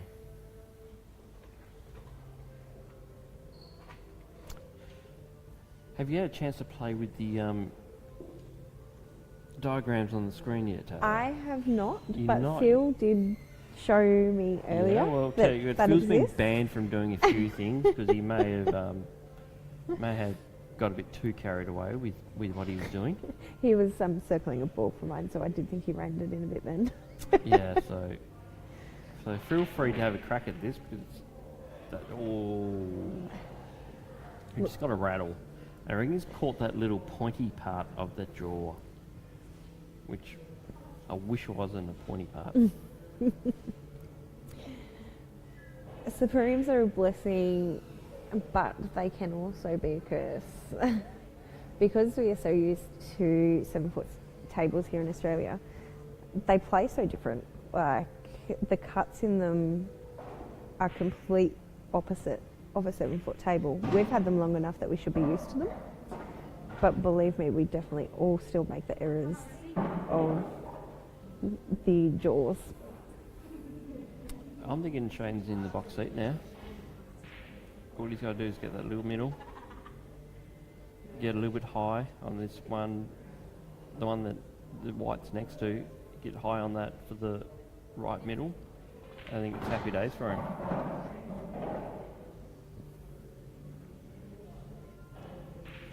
Can we go from top down, please, Salty? I asked him the same thing earlier. I did say to Salty, when are we going to get the full table view? I think he's been in the industry long enough that we could figure something out eventually, wouldn't we, Salty?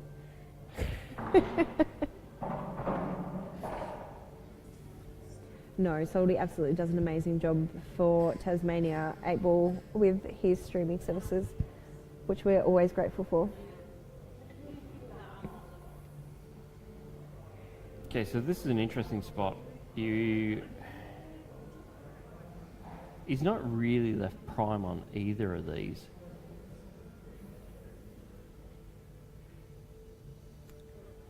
I'm not sure which way to go. I think you could actually have an argument for both, And that's why I think he's quite indecisive at the moment.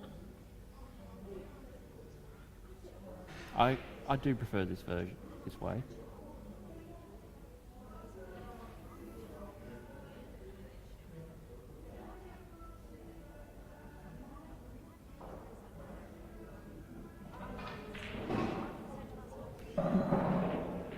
And that was always going to be the issue with that shot, and that's why he was indecisive, because you could have played the other yellow and ran around the table and had position on there, but it was slightly tougher, but you had to get really good contact on the bottom to bring that back up. Apparently, I've been told by Phil Ed that is it after 9 yet, Phil? For your NSFW comments?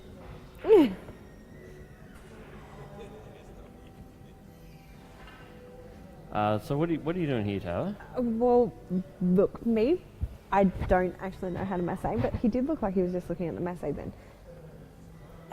Can we see whether or not that is it? I think if he was a slightly like a quarter ball higher, I think the massage is definitely on. Look, you're wanting to make contact bottom here. rail, middle pocket is what he's trying. It's not a bad, and that doesn't look good. That's unlucky.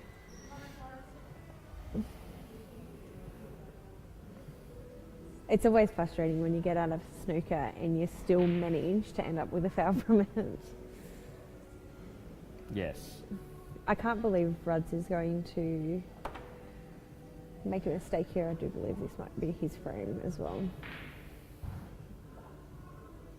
Look, Ruds is going to be Ruds, and he's going to calculate it.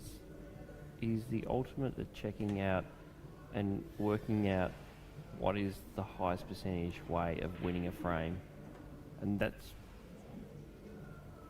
his greatest strength. Most definitely.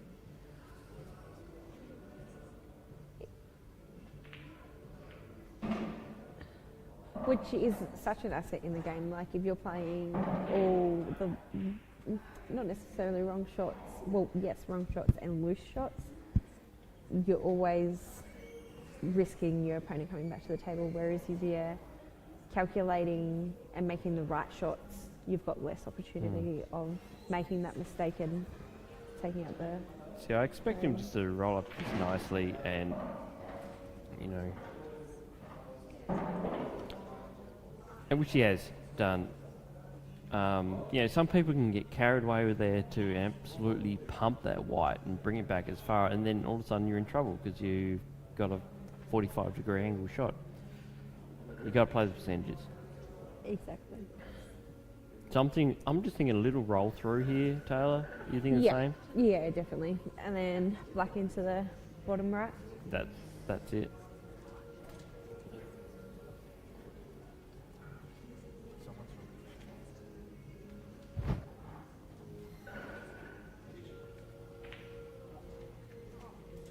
He hasn't quite got... Oh, he's missed the pot as well. It's very unrud-like, but it can happen. Most definitely. That's good old Abel for you. We love it, but we also hate it at times.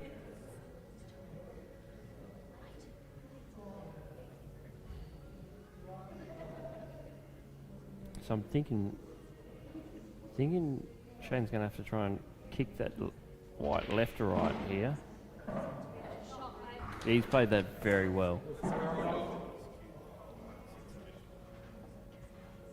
And the bonus with this shot is it's actually kind of a safety shot as well. Like if he doesn't have to pump it in.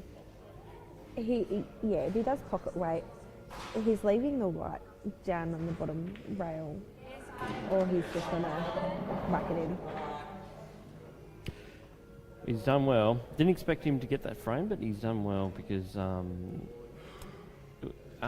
very unlike Ruds to miss that pot earlier. So, but it's a good final, and that's what we want to see. So, I think I'm about to pass off. So, thanks for letting me have a little guest appearance, and I'll pass it over to Phil Ed. Thanks, Taylor. No, you're more than welcome. It's great to have you.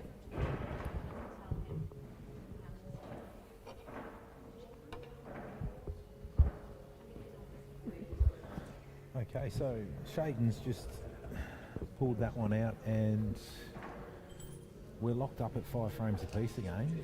This is It's been it's neck to neck. the whole definitely time. not failing to disappoint in this final, is it?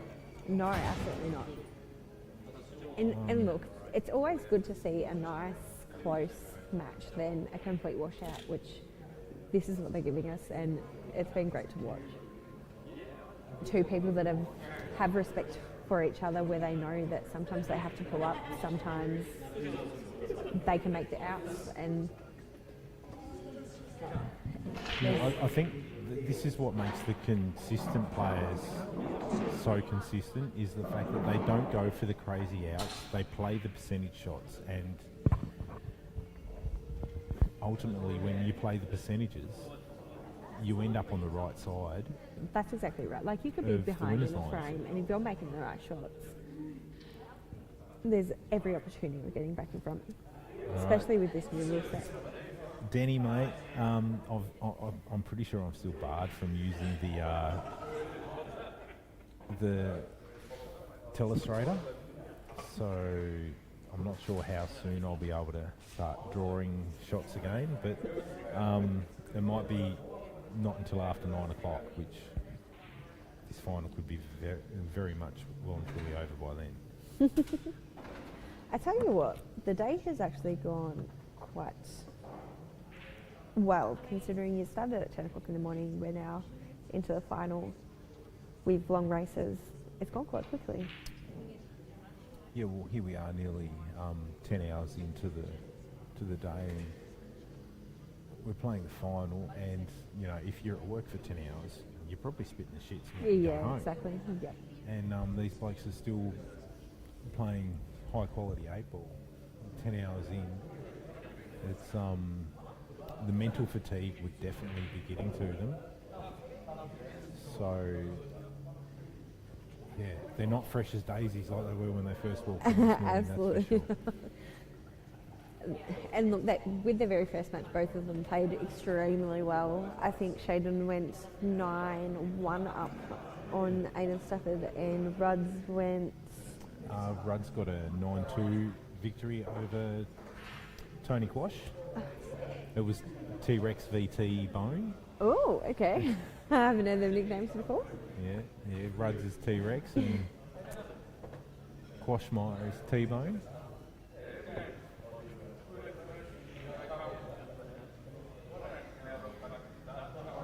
That is a very good shot there by Shayden. He has left Rudds on the turnover shot.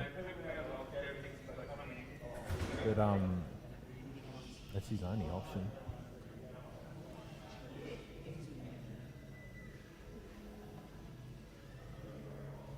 Roger's just asked a question that I couldn't quite hear. Yeah, I'm not quite sure.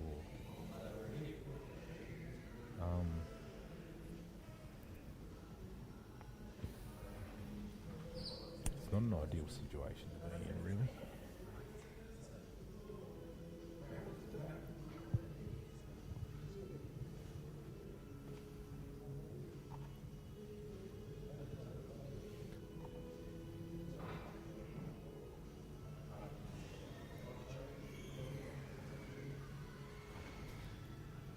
It's definitely got Rudd's questioning what to do, that's for sure. Yeah,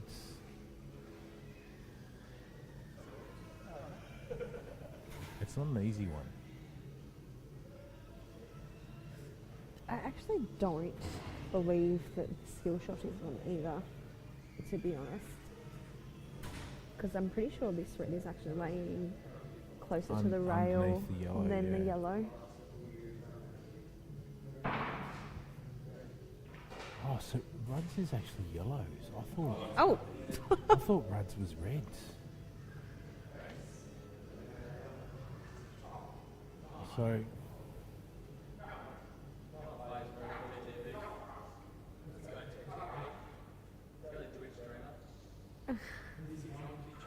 Reds is getting involved in a little bit of side. I've sort of jumped in here with not exactly knowing what's going on in the frame, so I was only guessing, but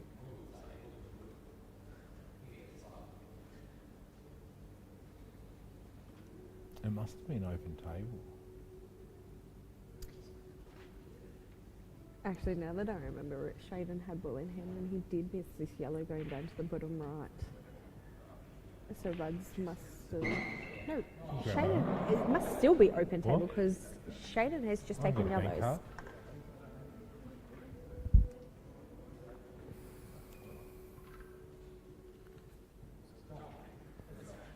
Now the table, I do believe, is closed on yellows now with Shayden on yellows. Yep. So, he's shooting yellows. He's got a little bit of equity with the one over the top right here, so he can sort of have a free go at these. I mean, that hasn't landed fantastic. He's just got to...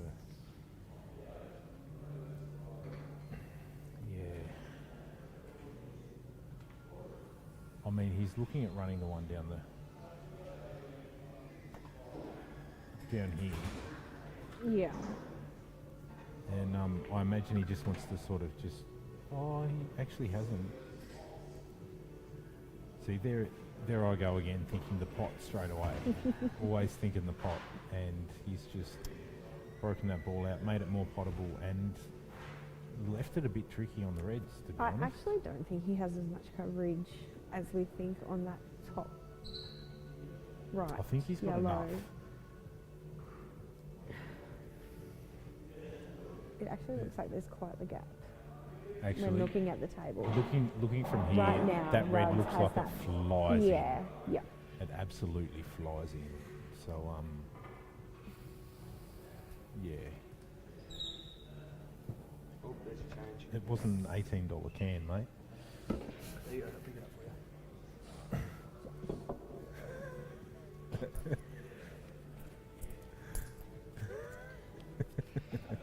We've got some comedians around, folks. Ruds didn't want to go for the pot then, obviously.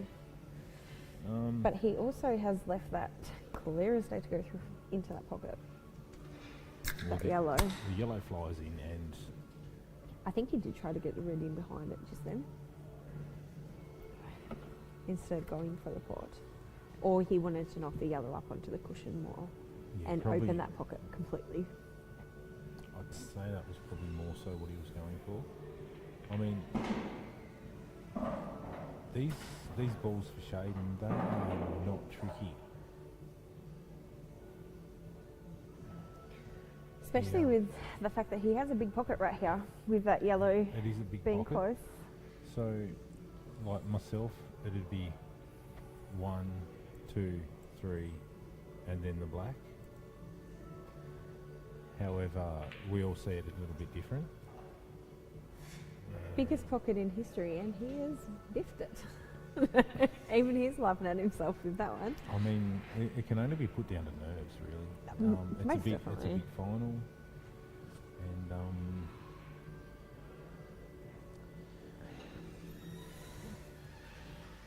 pressure gets to us all. Especially when you look and you know that you're in the box seat where you can go out. Yeah. And sometimes you get a little bit excited and you have that rush of blood, and that's all it takes for you to, you know, you might like rush the shot, you throw your elbow at it a little bit, and Or you all of a stand sudden up you too haven't quick, you haven't or- put the cue through straight. Yeah. Even though you've lined up straight, you haven't put the cue through straight, and Ruds is definitely eating up the opportunity to be back on the table though. most definitely. Do you just put this one in and screw back, or to get closer to them to at the top? But you also Well, I don't. mean- I don't really want this for the black. The ball bottom right for the black isn't great. However, it does leave you a shot on the black in top left. So, I mean, sometimes you've just got to take your medicine, Yep. and that might be where the black goes. You might be able to create enough angle after potting these two up the top to actually pot the red in the bottom right And come over. and come Yep. over for the black in the middle right.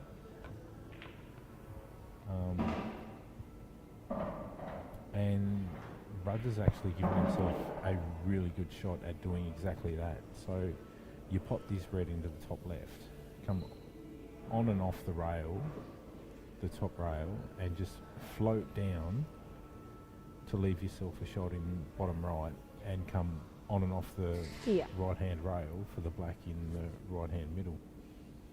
Or even if you lose a little bit of position, then you can take it up to the You can, corner yeah, you've as still well. got the corner as a backup, and I mean with where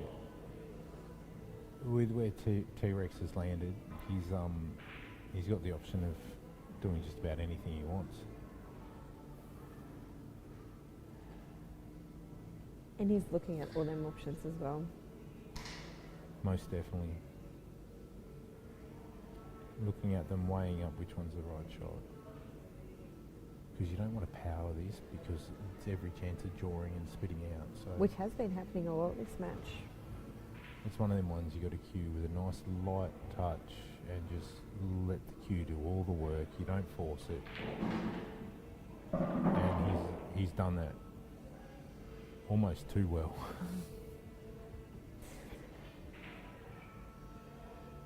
Now we know Rudds can definitely cut a black ball.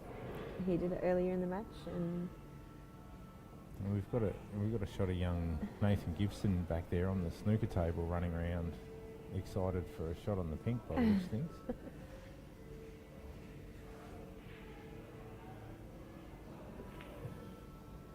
That is a great touch by Rudds. oh, I can't believe that held up. I thought that was in all the way. That camera angle made it look like it was travelling perfect. Shayden would be amazed that he's back at the table right now Most with definitely. that shot. Now he has to just focus on making the pots and finishing it himself.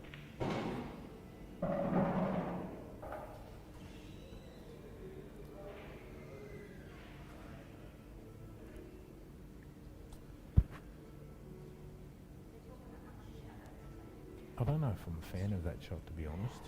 That would have been my last ball. I thought you'd play I would have left the one closest to the middle right there.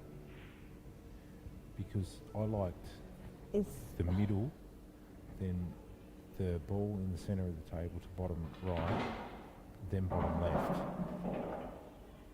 Because you didn't have to play a big shot. But That's an now ouch. he's had to I play a think big that was shot. just wrong ball selection, like you said. All three of his balls were an option to take just with that first one. And unfortunately, I'm with you, Phil. I do think he's taken the wrong first ball and has lost position. I do quickly. believe he wanted to land on the right-hand side of this yellow so he could play it to left middle. Rudds is having a peek to see what he's dealing with. He's dealing with the most extreme of cuts. And he's going to try to come off the jaw and hit the black and go into that middle block. No, he's not. He's playing a safety. There you go. Which isn't the worst shot, but at the end of the day, Rudds shouldn't be having a shot on this black right now. It Well, I mean, was just position had gone wrong after the first shot, and he's put himself in a position where he's had to lay up. there's nothing wrong with the old layup shot.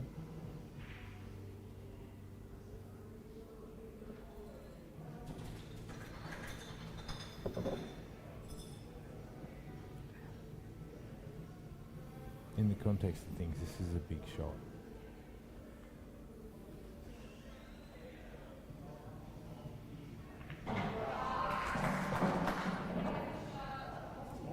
there was one time Rods makes no mistake of that. where I was at Nationals, probably around, I think it was 2022, and Jake McCartney was doing a little bit of assistance with coaching a few things at the time with me.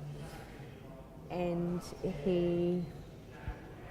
Shayden come into the room and he's like, look, if it ever gets to the point where you're leaving a really solid player, like if you're going to do a safety shot or a snooker shot, if you're leaving them a one rail kick shot, there's a high chance that they're going getting to pot it. Yeah. Yeah.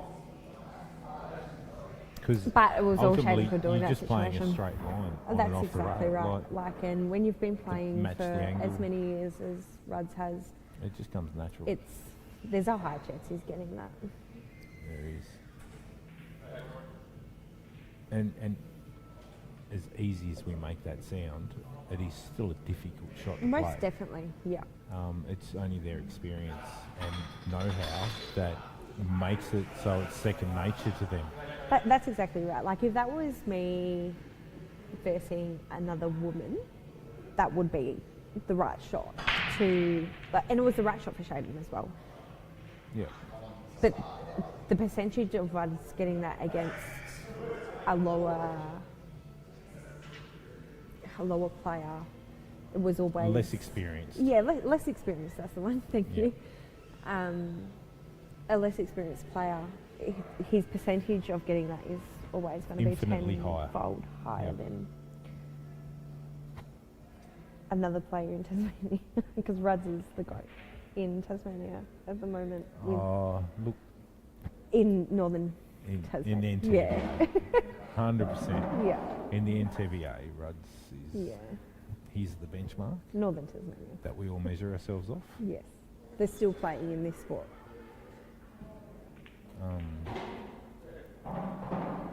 I mean, but in saying that, we've got some very good up-and-coming players. Absolutely. Like, we've got Shayden, Aiden, Tony, Jacob Dunn is an up-and-comer. He's only 22, and you know the way he played at the Australian Open Nationals this year was huge. Sensational. Absolutely. There for a while, he was sitting top 5 in the stats, like for frames won, and that's just for your first Open Nationals. That's an amazing achievement. He didn't finish there. He did fall off, but just to be there for as long as he was is with an your amazing accomplishment. first ever nationals, you never actually understand the fatigue and the exhaustion that you get from constant 8-ball play for 12 to 14 days. Like, you are on your feet religiously.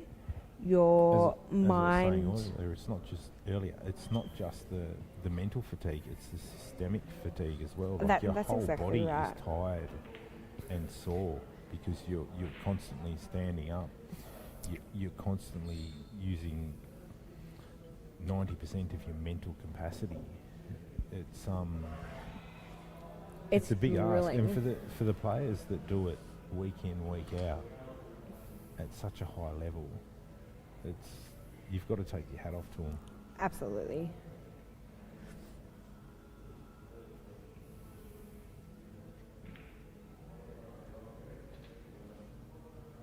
That's a clever little containing shot Shayden's played there. I'm not sure whether he's left Ruds on the shot, on the ball closest to the middle. By the way he's lining it up, I would believe he is. And if that goes past the red, he's a very good chance of going frame here. What angle does he have though? Is he throwing the white in?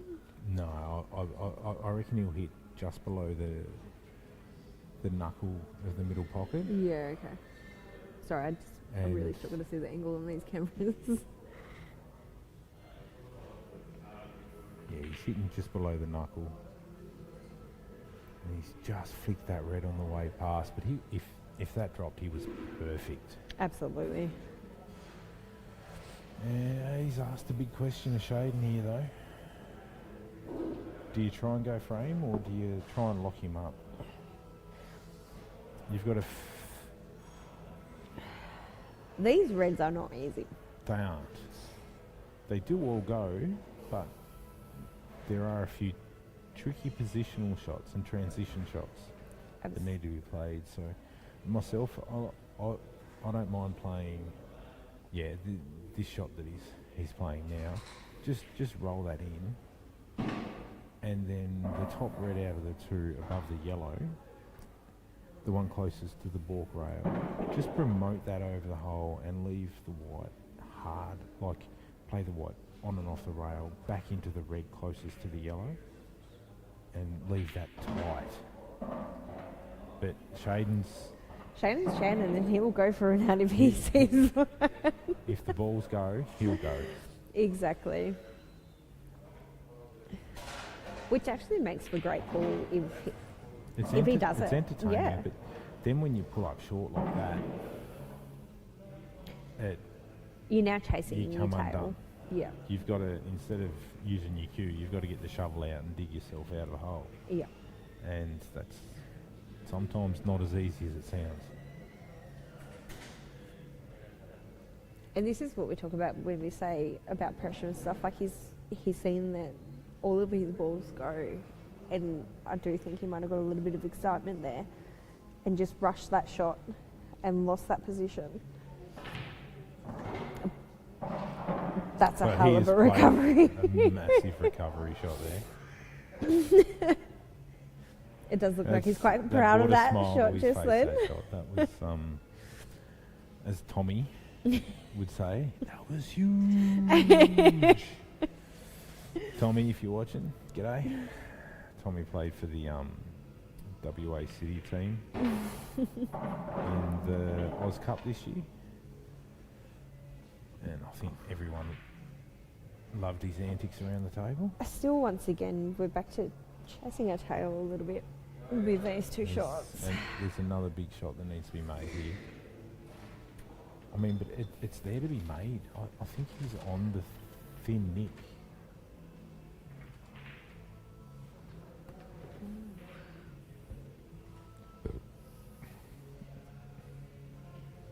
He's definitely going to take his time. And he's looking at the double. Where's your white going though if you're looking at the double? Like you're going away from I think you're your going. ball. You're going in and out of ball. Actually, he's going for the double the other way. Oh! Okay, we're going for the triple. Or the triple. I did not think he had that much on it just then. I thought he was going for the double down into this bottom left pocket. Same. I thought he was going for the... And then take the white in and out of ball and back down.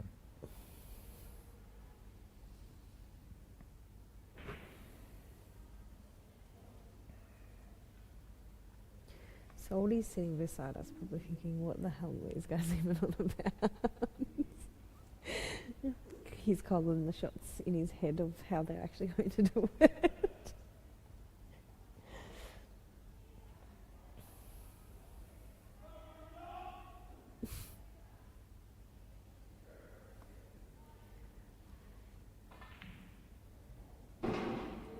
That is huge. That is such a big cut. And he's actually... He's not ideal, but he's got a shot. He's got a shot, and he's also made one of Rod's balls Dead. dead, yes. And it's dead on the worst rail on the table. So this kind of actually somewhat becomes a He's probably free shot? He's probably going to kill another In a one way. here too. He hasn't killed it. He's potted it and killed the black. This is now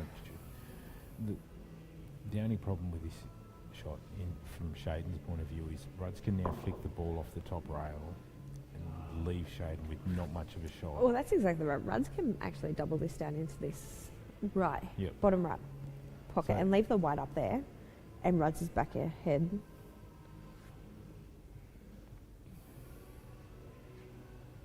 So yeah, he can bring this yellow. Oh, wrong thing. Or now He's gone the opposite direction. he has.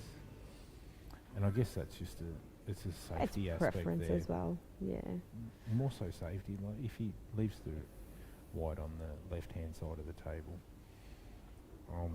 the black is cuttable to the bottom right pocket, where it is not cuttable to the bottom right pocket from Yeah. there, unless you can get the most amazing amount of right-hand side spin and kick off that bottom rail.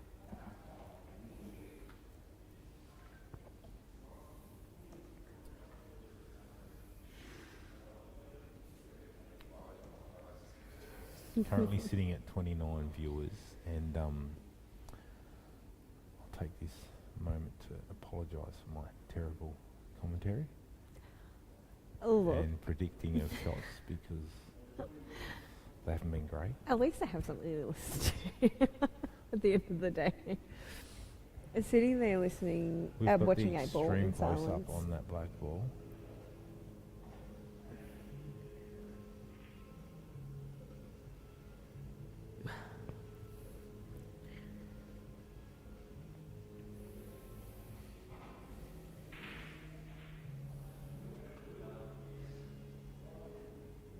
What do you go for here? I Do mean, you- if this is me, I try. If this is me, I'm playing this ball into. It's done it again. Give me the squiggly line. I'm playing this ball in there, and then Well, just trying to bring the white over to sort of this area, like just Yeah. stun off it, and then you put this one down in here, the white on and off that rail to the black down in there. Excuse my drawing skills. They're not fantastic. Salty, can they actually see the drawing skills on the thing? Oh, Yeah. remind me not to touch that. Okay, so That is a great shot. and Rudders played completely different to me, and again, this is why he wins frames and I don't. But this is what when we say like it's 90% mental game. And that mental game also includes knowing what shots to go for. Like it's the shot selection just then neither of us thought of, and it's kept him in the frame. It has. With an even And better it's- chance it's now to gonna- get a different snooker. Yeah, and he can just promote this ball over the hole and get a as plumb a snooker as you can want, and that'll leave Shayden with not much more than a flick of the rail into the black and hope he That jags the something gets black. something. Yeah. And then Rudd's has got a ball over the hole. He's got one that's 15, 16 inches away from the hole on not a very difficult angle.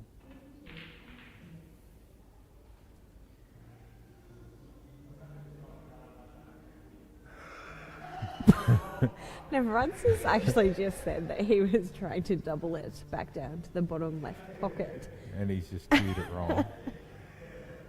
but he's got the result. I mean, I think the result was always there because he was more focused Yeah, on the white. definitely.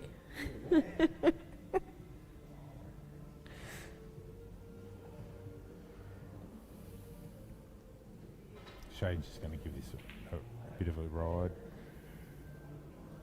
I probably would have gone into that a lot harder and seen what could happen.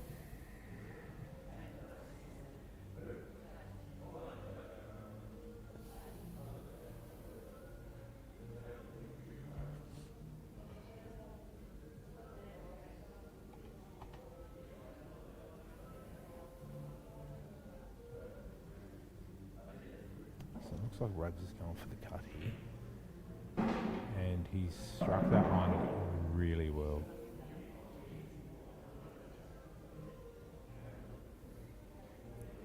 He should be able to just come, pot this one top left, come around the black and have the black in top right hand pocket here. And And I'm hoping he actually does that. So for once I get a call right. Because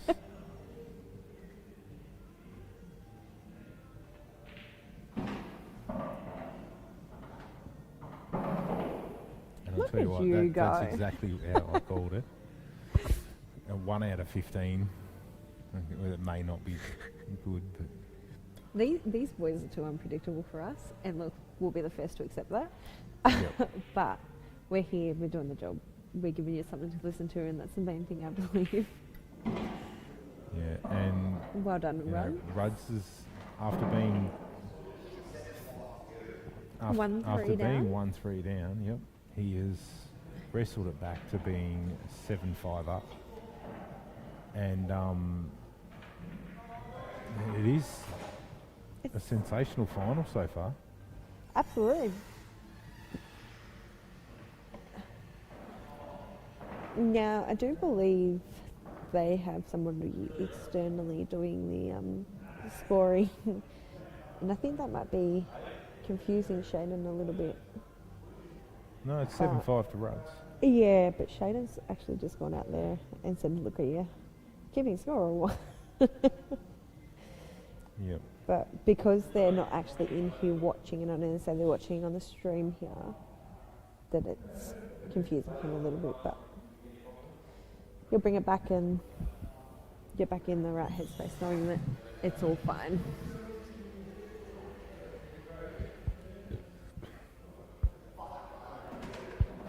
And look out, the coach is making an appearance.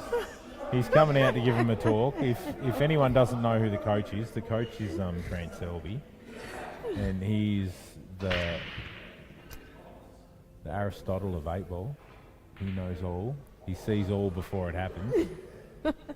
and he's Jim Beam double black and cola can is what gives him the power. Actually, no, I think he's a Johnny Walker drinker, isn't he? Yeah. I don't even focus that much. No, that's a Jim Beam. No, it's Johnny Walker. Is it? Yeah. I don't know. Do you know what? I don't actually care. Anyways, back to the pool. Shayden's just drilled that first yellow in, and he's probably got a little bit thinner contact on there than he wanted.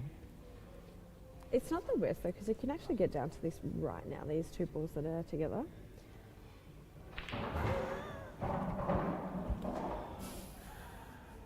Which is exactly what he's done. And he's landed okay.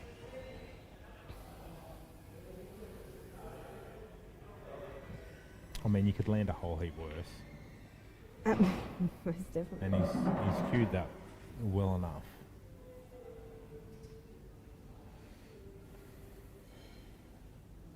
The transition up to the top of the table could be a little bit tricky. Do you just dead weight this in and leave yourself a shot? Or do you try to push through and leave yourself a nice angle? And there's your answer. You dead weight it and leave yourself the shot. Which has actually left him some angle by the looks of it as well. It's actually a good angle because he should be going into that red.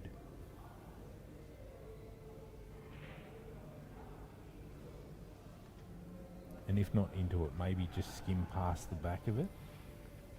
You need And that's some- almost better. If he skims past the back of it, Yeah, he'll have definitely. the You've right got that angle to angle. take that That's what I was yellow about into to the say. middle So I was and about to go say you down below need the that black. angle to on that second on that last yellow to be able to get back down. So you're not. Ooh. But he's tried to manufacture too much of an angle there. And these reds are very gettable.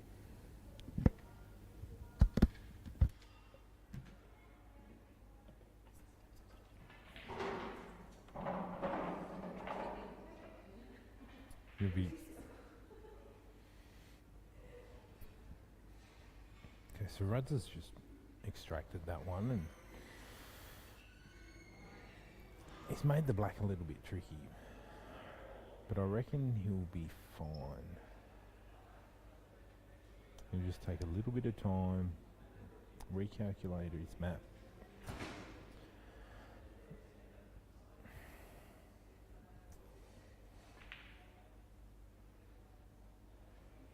And recalculating his map means playing an exceptional snooker.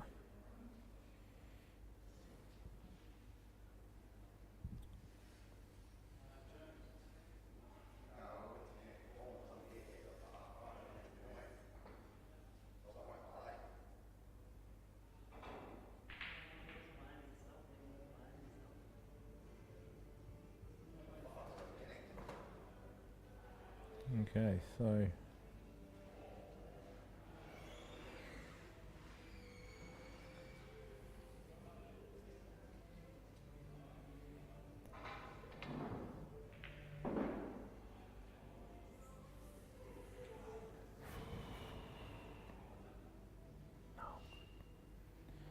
Shayden's just had a crack at that, and it hasn't landed fantastic. But I mean, Ruds has still got to pot these.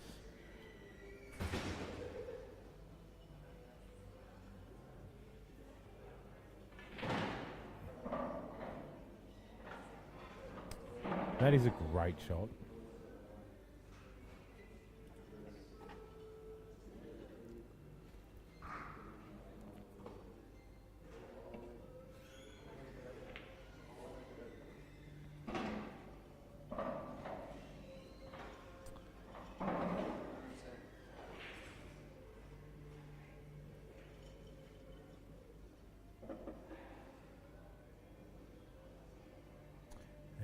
The angle he's left himself here, that is perfect. I think these are they're sort of dot to dot at the moment. You go bottom left, middle left, bottom right, black in the middle left.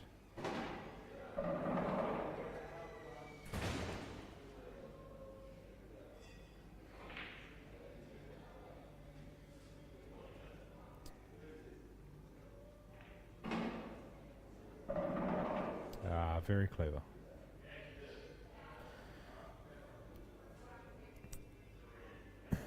Going high on that guarantees that he'll be able to just drop this in the middle and land with a good angle on the black.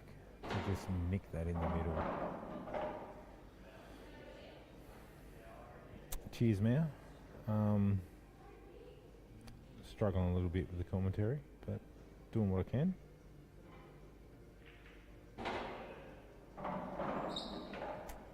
And yes, you are another up-and-comer, mate. You've been putting a lot of time into your game, and it is definitely showing because you're mapping out and your shot selection. Everything it's come leaps and bounds since the first time I seen you on a table, mate.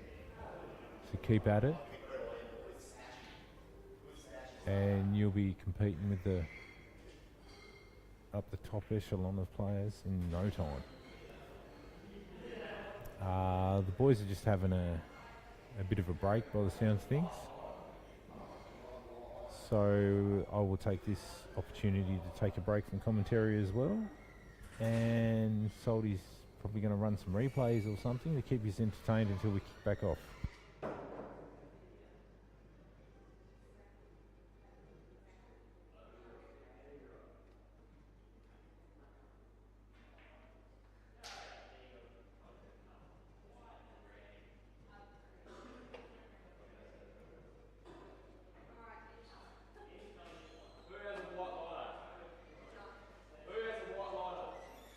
Not me.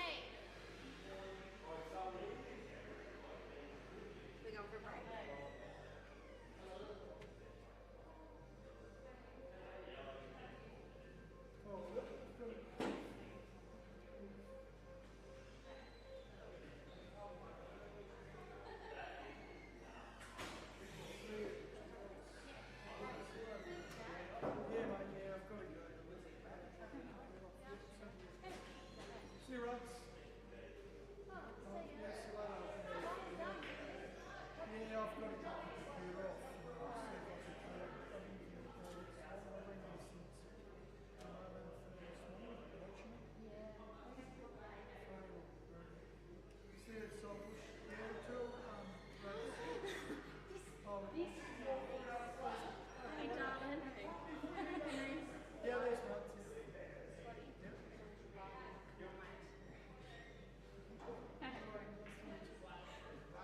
This is like my first baby girl born to my brother, second. Yeah. My first brother was yet, so I like that. It's so bush. It's true.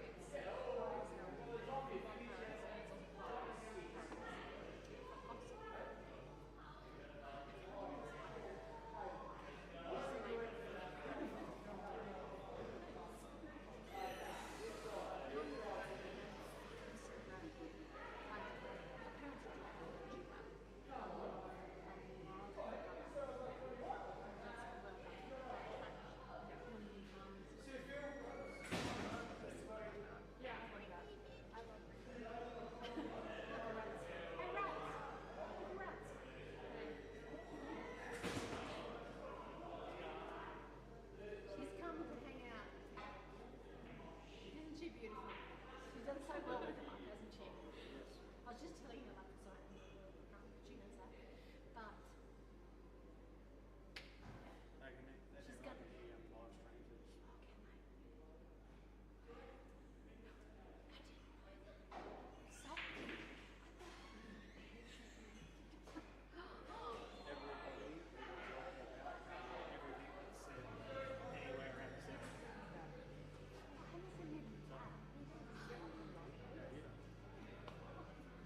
But she's got your break when you hit the back of it, and then bounce just hit the back of it.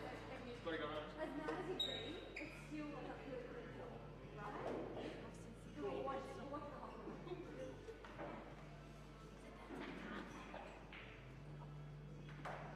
Hey babe, give me that. Oh no, you don't. Give this guy.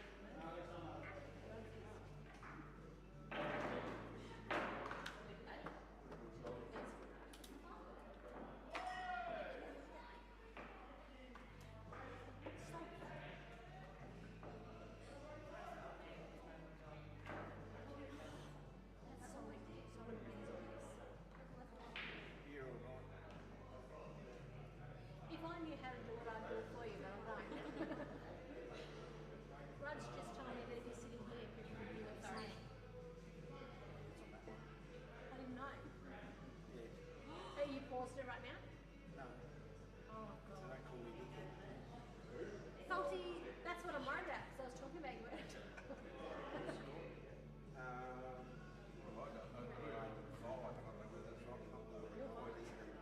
I don't know whether that's right or not. What? What? Are you definitely?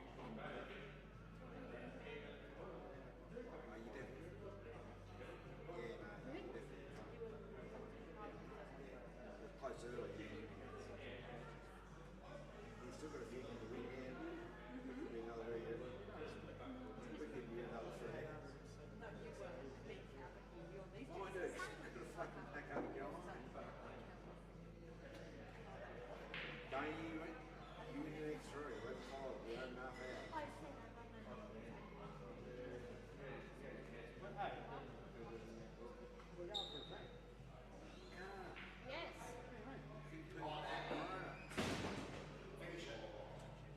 Finish it off. Don't do it. What's slow down?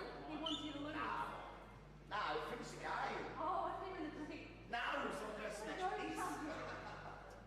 There's no money to it. There's no money to it, you know. Okay, Cal wants to scratch that. What? Cal wants to scratch that. I don't need to know. Okay, but can you show? No, you're doing good, but I want to think you said that one person. Hilarious, but inappropriate. Let's go. What's this?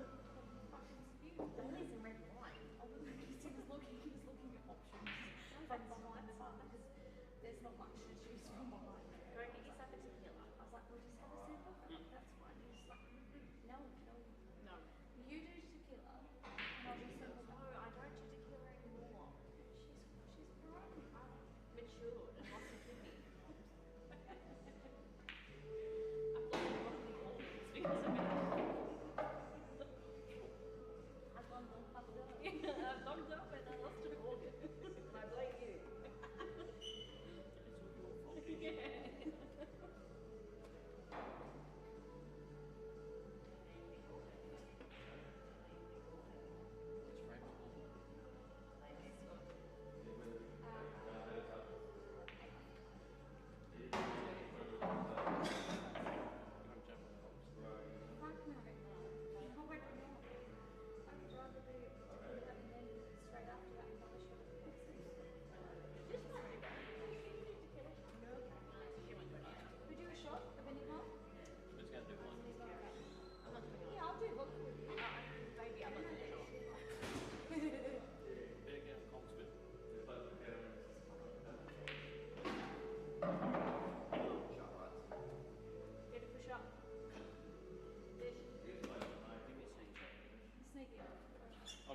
After my not so quick toilet break, we're back, and it looks like we've got Ruds at the table, and he's just working out where he wants to place this white so he can play the black into the right side middle pocket, and he has landed in a very good spot to be able to play this shot.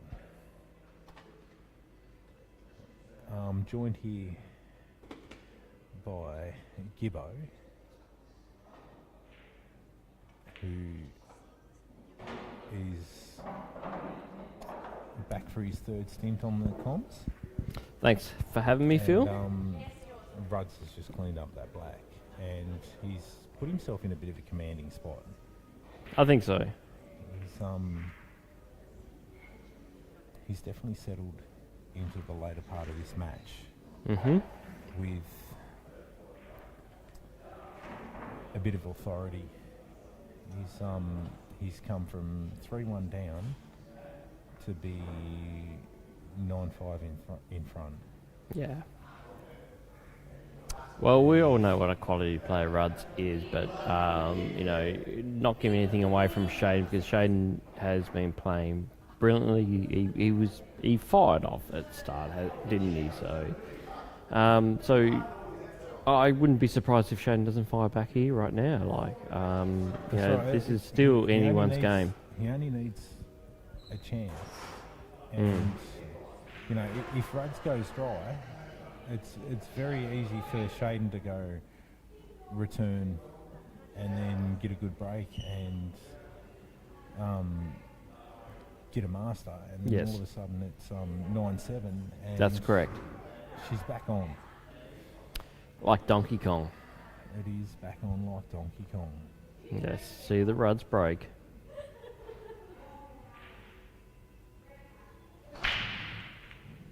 And he's given that everything. Ooh, he was actually a bit quicker on that than I expected, but it's yellow in worked. the middle. And what do you like here, mate? I'm a little bit of a fan of the reds. Only because this yellow... Look, this yellow is a little bit tricky. Are you allowed to draw these days still? I am allowed to draw it's again. Back in. You disappeared, and I've just sort of taken control. And right, that's fair enough then. So what do you reckon about this yellow up here near the ball line? I think that's a little bit difficult. That's your that's your tough ball. That would make me want to go the reds, but equally that makes that red next to the yellow also quite difficult. But what Ruds is looking at right now is where do he's if I played off that yellow in the middle, how do I break off? So it's looking like he's playing yellows. He is. Yellows, they are probably favourite apart from that one tricky one. But if you get the right angle, and he's given himself that angle straight away. He's manufactured an angle where he can go into that. It is going to... He does have to play a shot. Yeah, this is do or die because those reds are looking very pretty, and he's missed it. He's gone clean around it. He's gone clean around everything. He can't believe it himself. He's like, you're choking me. He's missed it by a lot too, like whether he had like side draw, I don't know. That is a very tall human being that just walked past us, by the way. I'd say he's all of about 6 foot 4? 4, 6? 5. How tall's Ruds? He wouldn't look out of Ruds place would be on a 6'2", isn't he? basketball court, that's for sure. Sorry, we got sidetracked by a very tall human being walking past us. But Yeah. anyway, back to the 8 ball. And What's it doing here, Phil? I think he's just trying to double it out.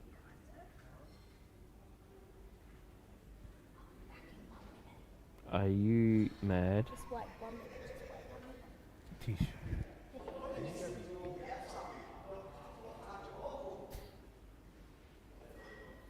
Wave it down.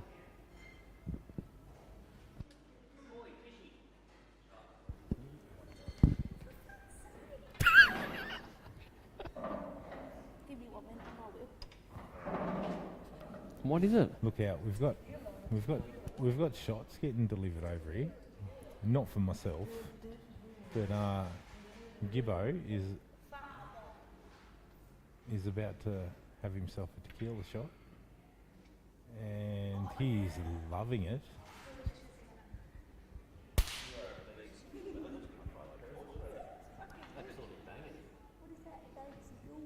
Yeah, mid-strength. Shout out to No, Tisha the Hayes. mid-zone. Thanks for my sneaky little drink. Sneaky. And I Oh, believe Shayden's just scratched here. he's given Rudd's ball in hand, and this I'm could going to try spell and keep this disaster. down. Yeah, she's burning a little bit.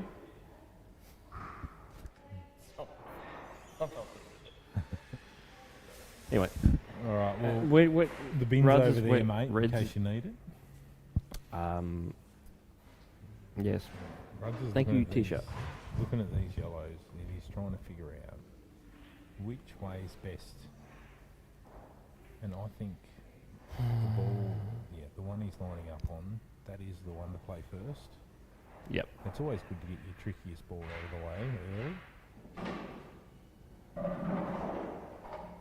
He's just got to make sure he gets this angle. Thank you.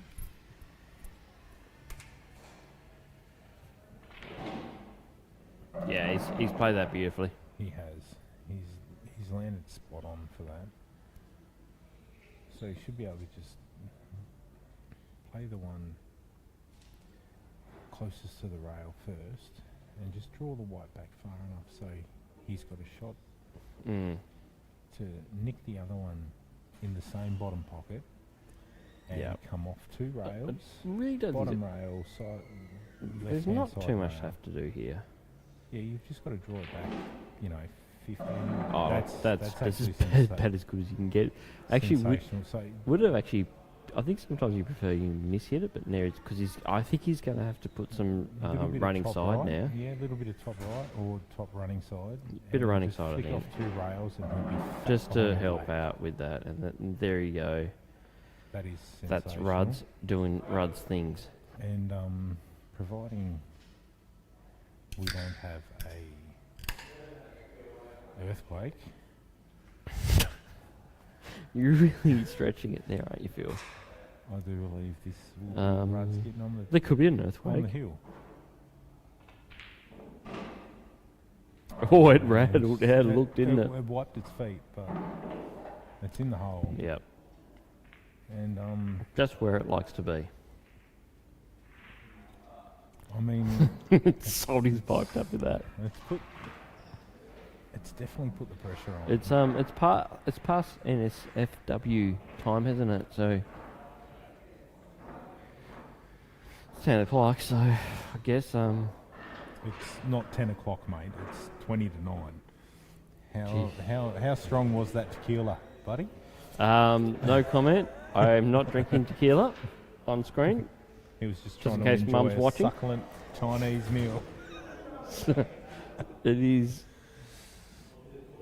Democracy Manifest. Democracy manifest. Look, this is how confident Salty is that she's going to be Salty's thrown over. He's packing started- up he's right starting now. to Like, pack up. this is unbelievable scenes by Salty right now, the director. Or he's just ran out of biscuits. I can't tell. He's even clear. We've had a white ball off the table. The white ball is with us. I have the white ball in my hand, and we're going to keep it. We're going to keep it, actually. Roaming fill and go deliver this to Ruds. Oh, deliver it to Shayden. There you are, mate. And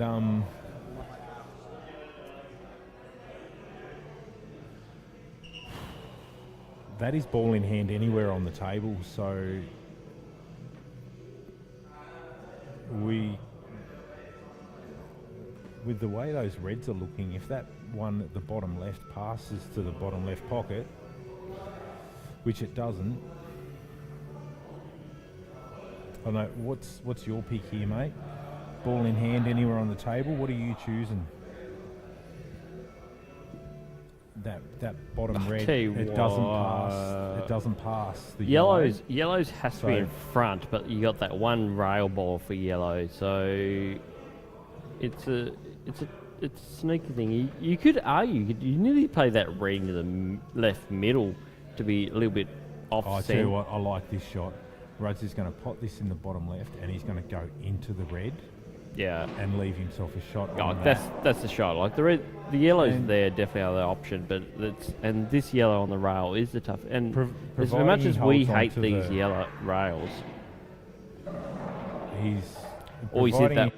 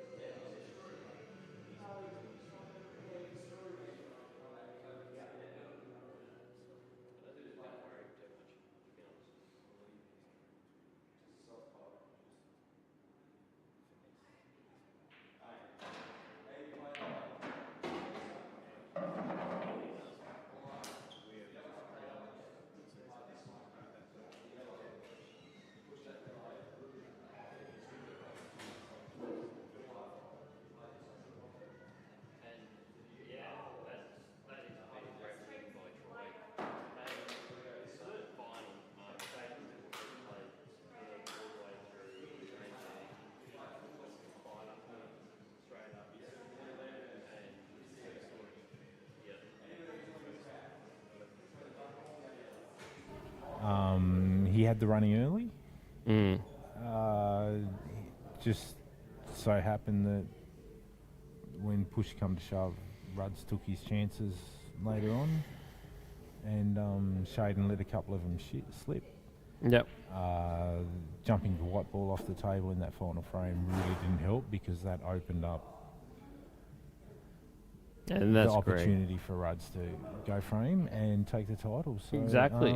Thank you all for. But I'll tell you what, it's been a fantastic event, and it's been a really well run roster. Everyone who played, from Leon Stanley, Glenn Selby, Rolf Stevenson to Shayden Brown, Troy Rudling, Alex Brooks and Aidan Stafford, the guys that played off in the prelims, to the guys that didn't have such great seasons. You know, everyone's taken some learnings out of this. It's been really well played, in good spirits, and I look forward to the next one. Yeah, I think it was a really hot field this year, very hot field, and you know this could have been any top 8 this year, and so but this has been fantastic, and like to thank the Workers Club, of course, for hosting this event, and of course to Q Sports Taz and everyone here watching.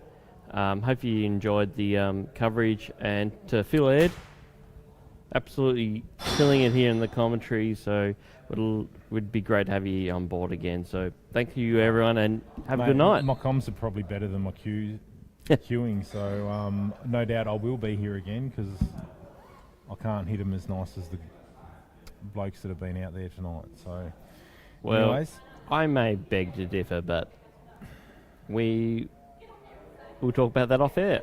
Anyway, thanks guys. Cheers, Bye. guys. Night. He commentating. We finished 5 minutes ago.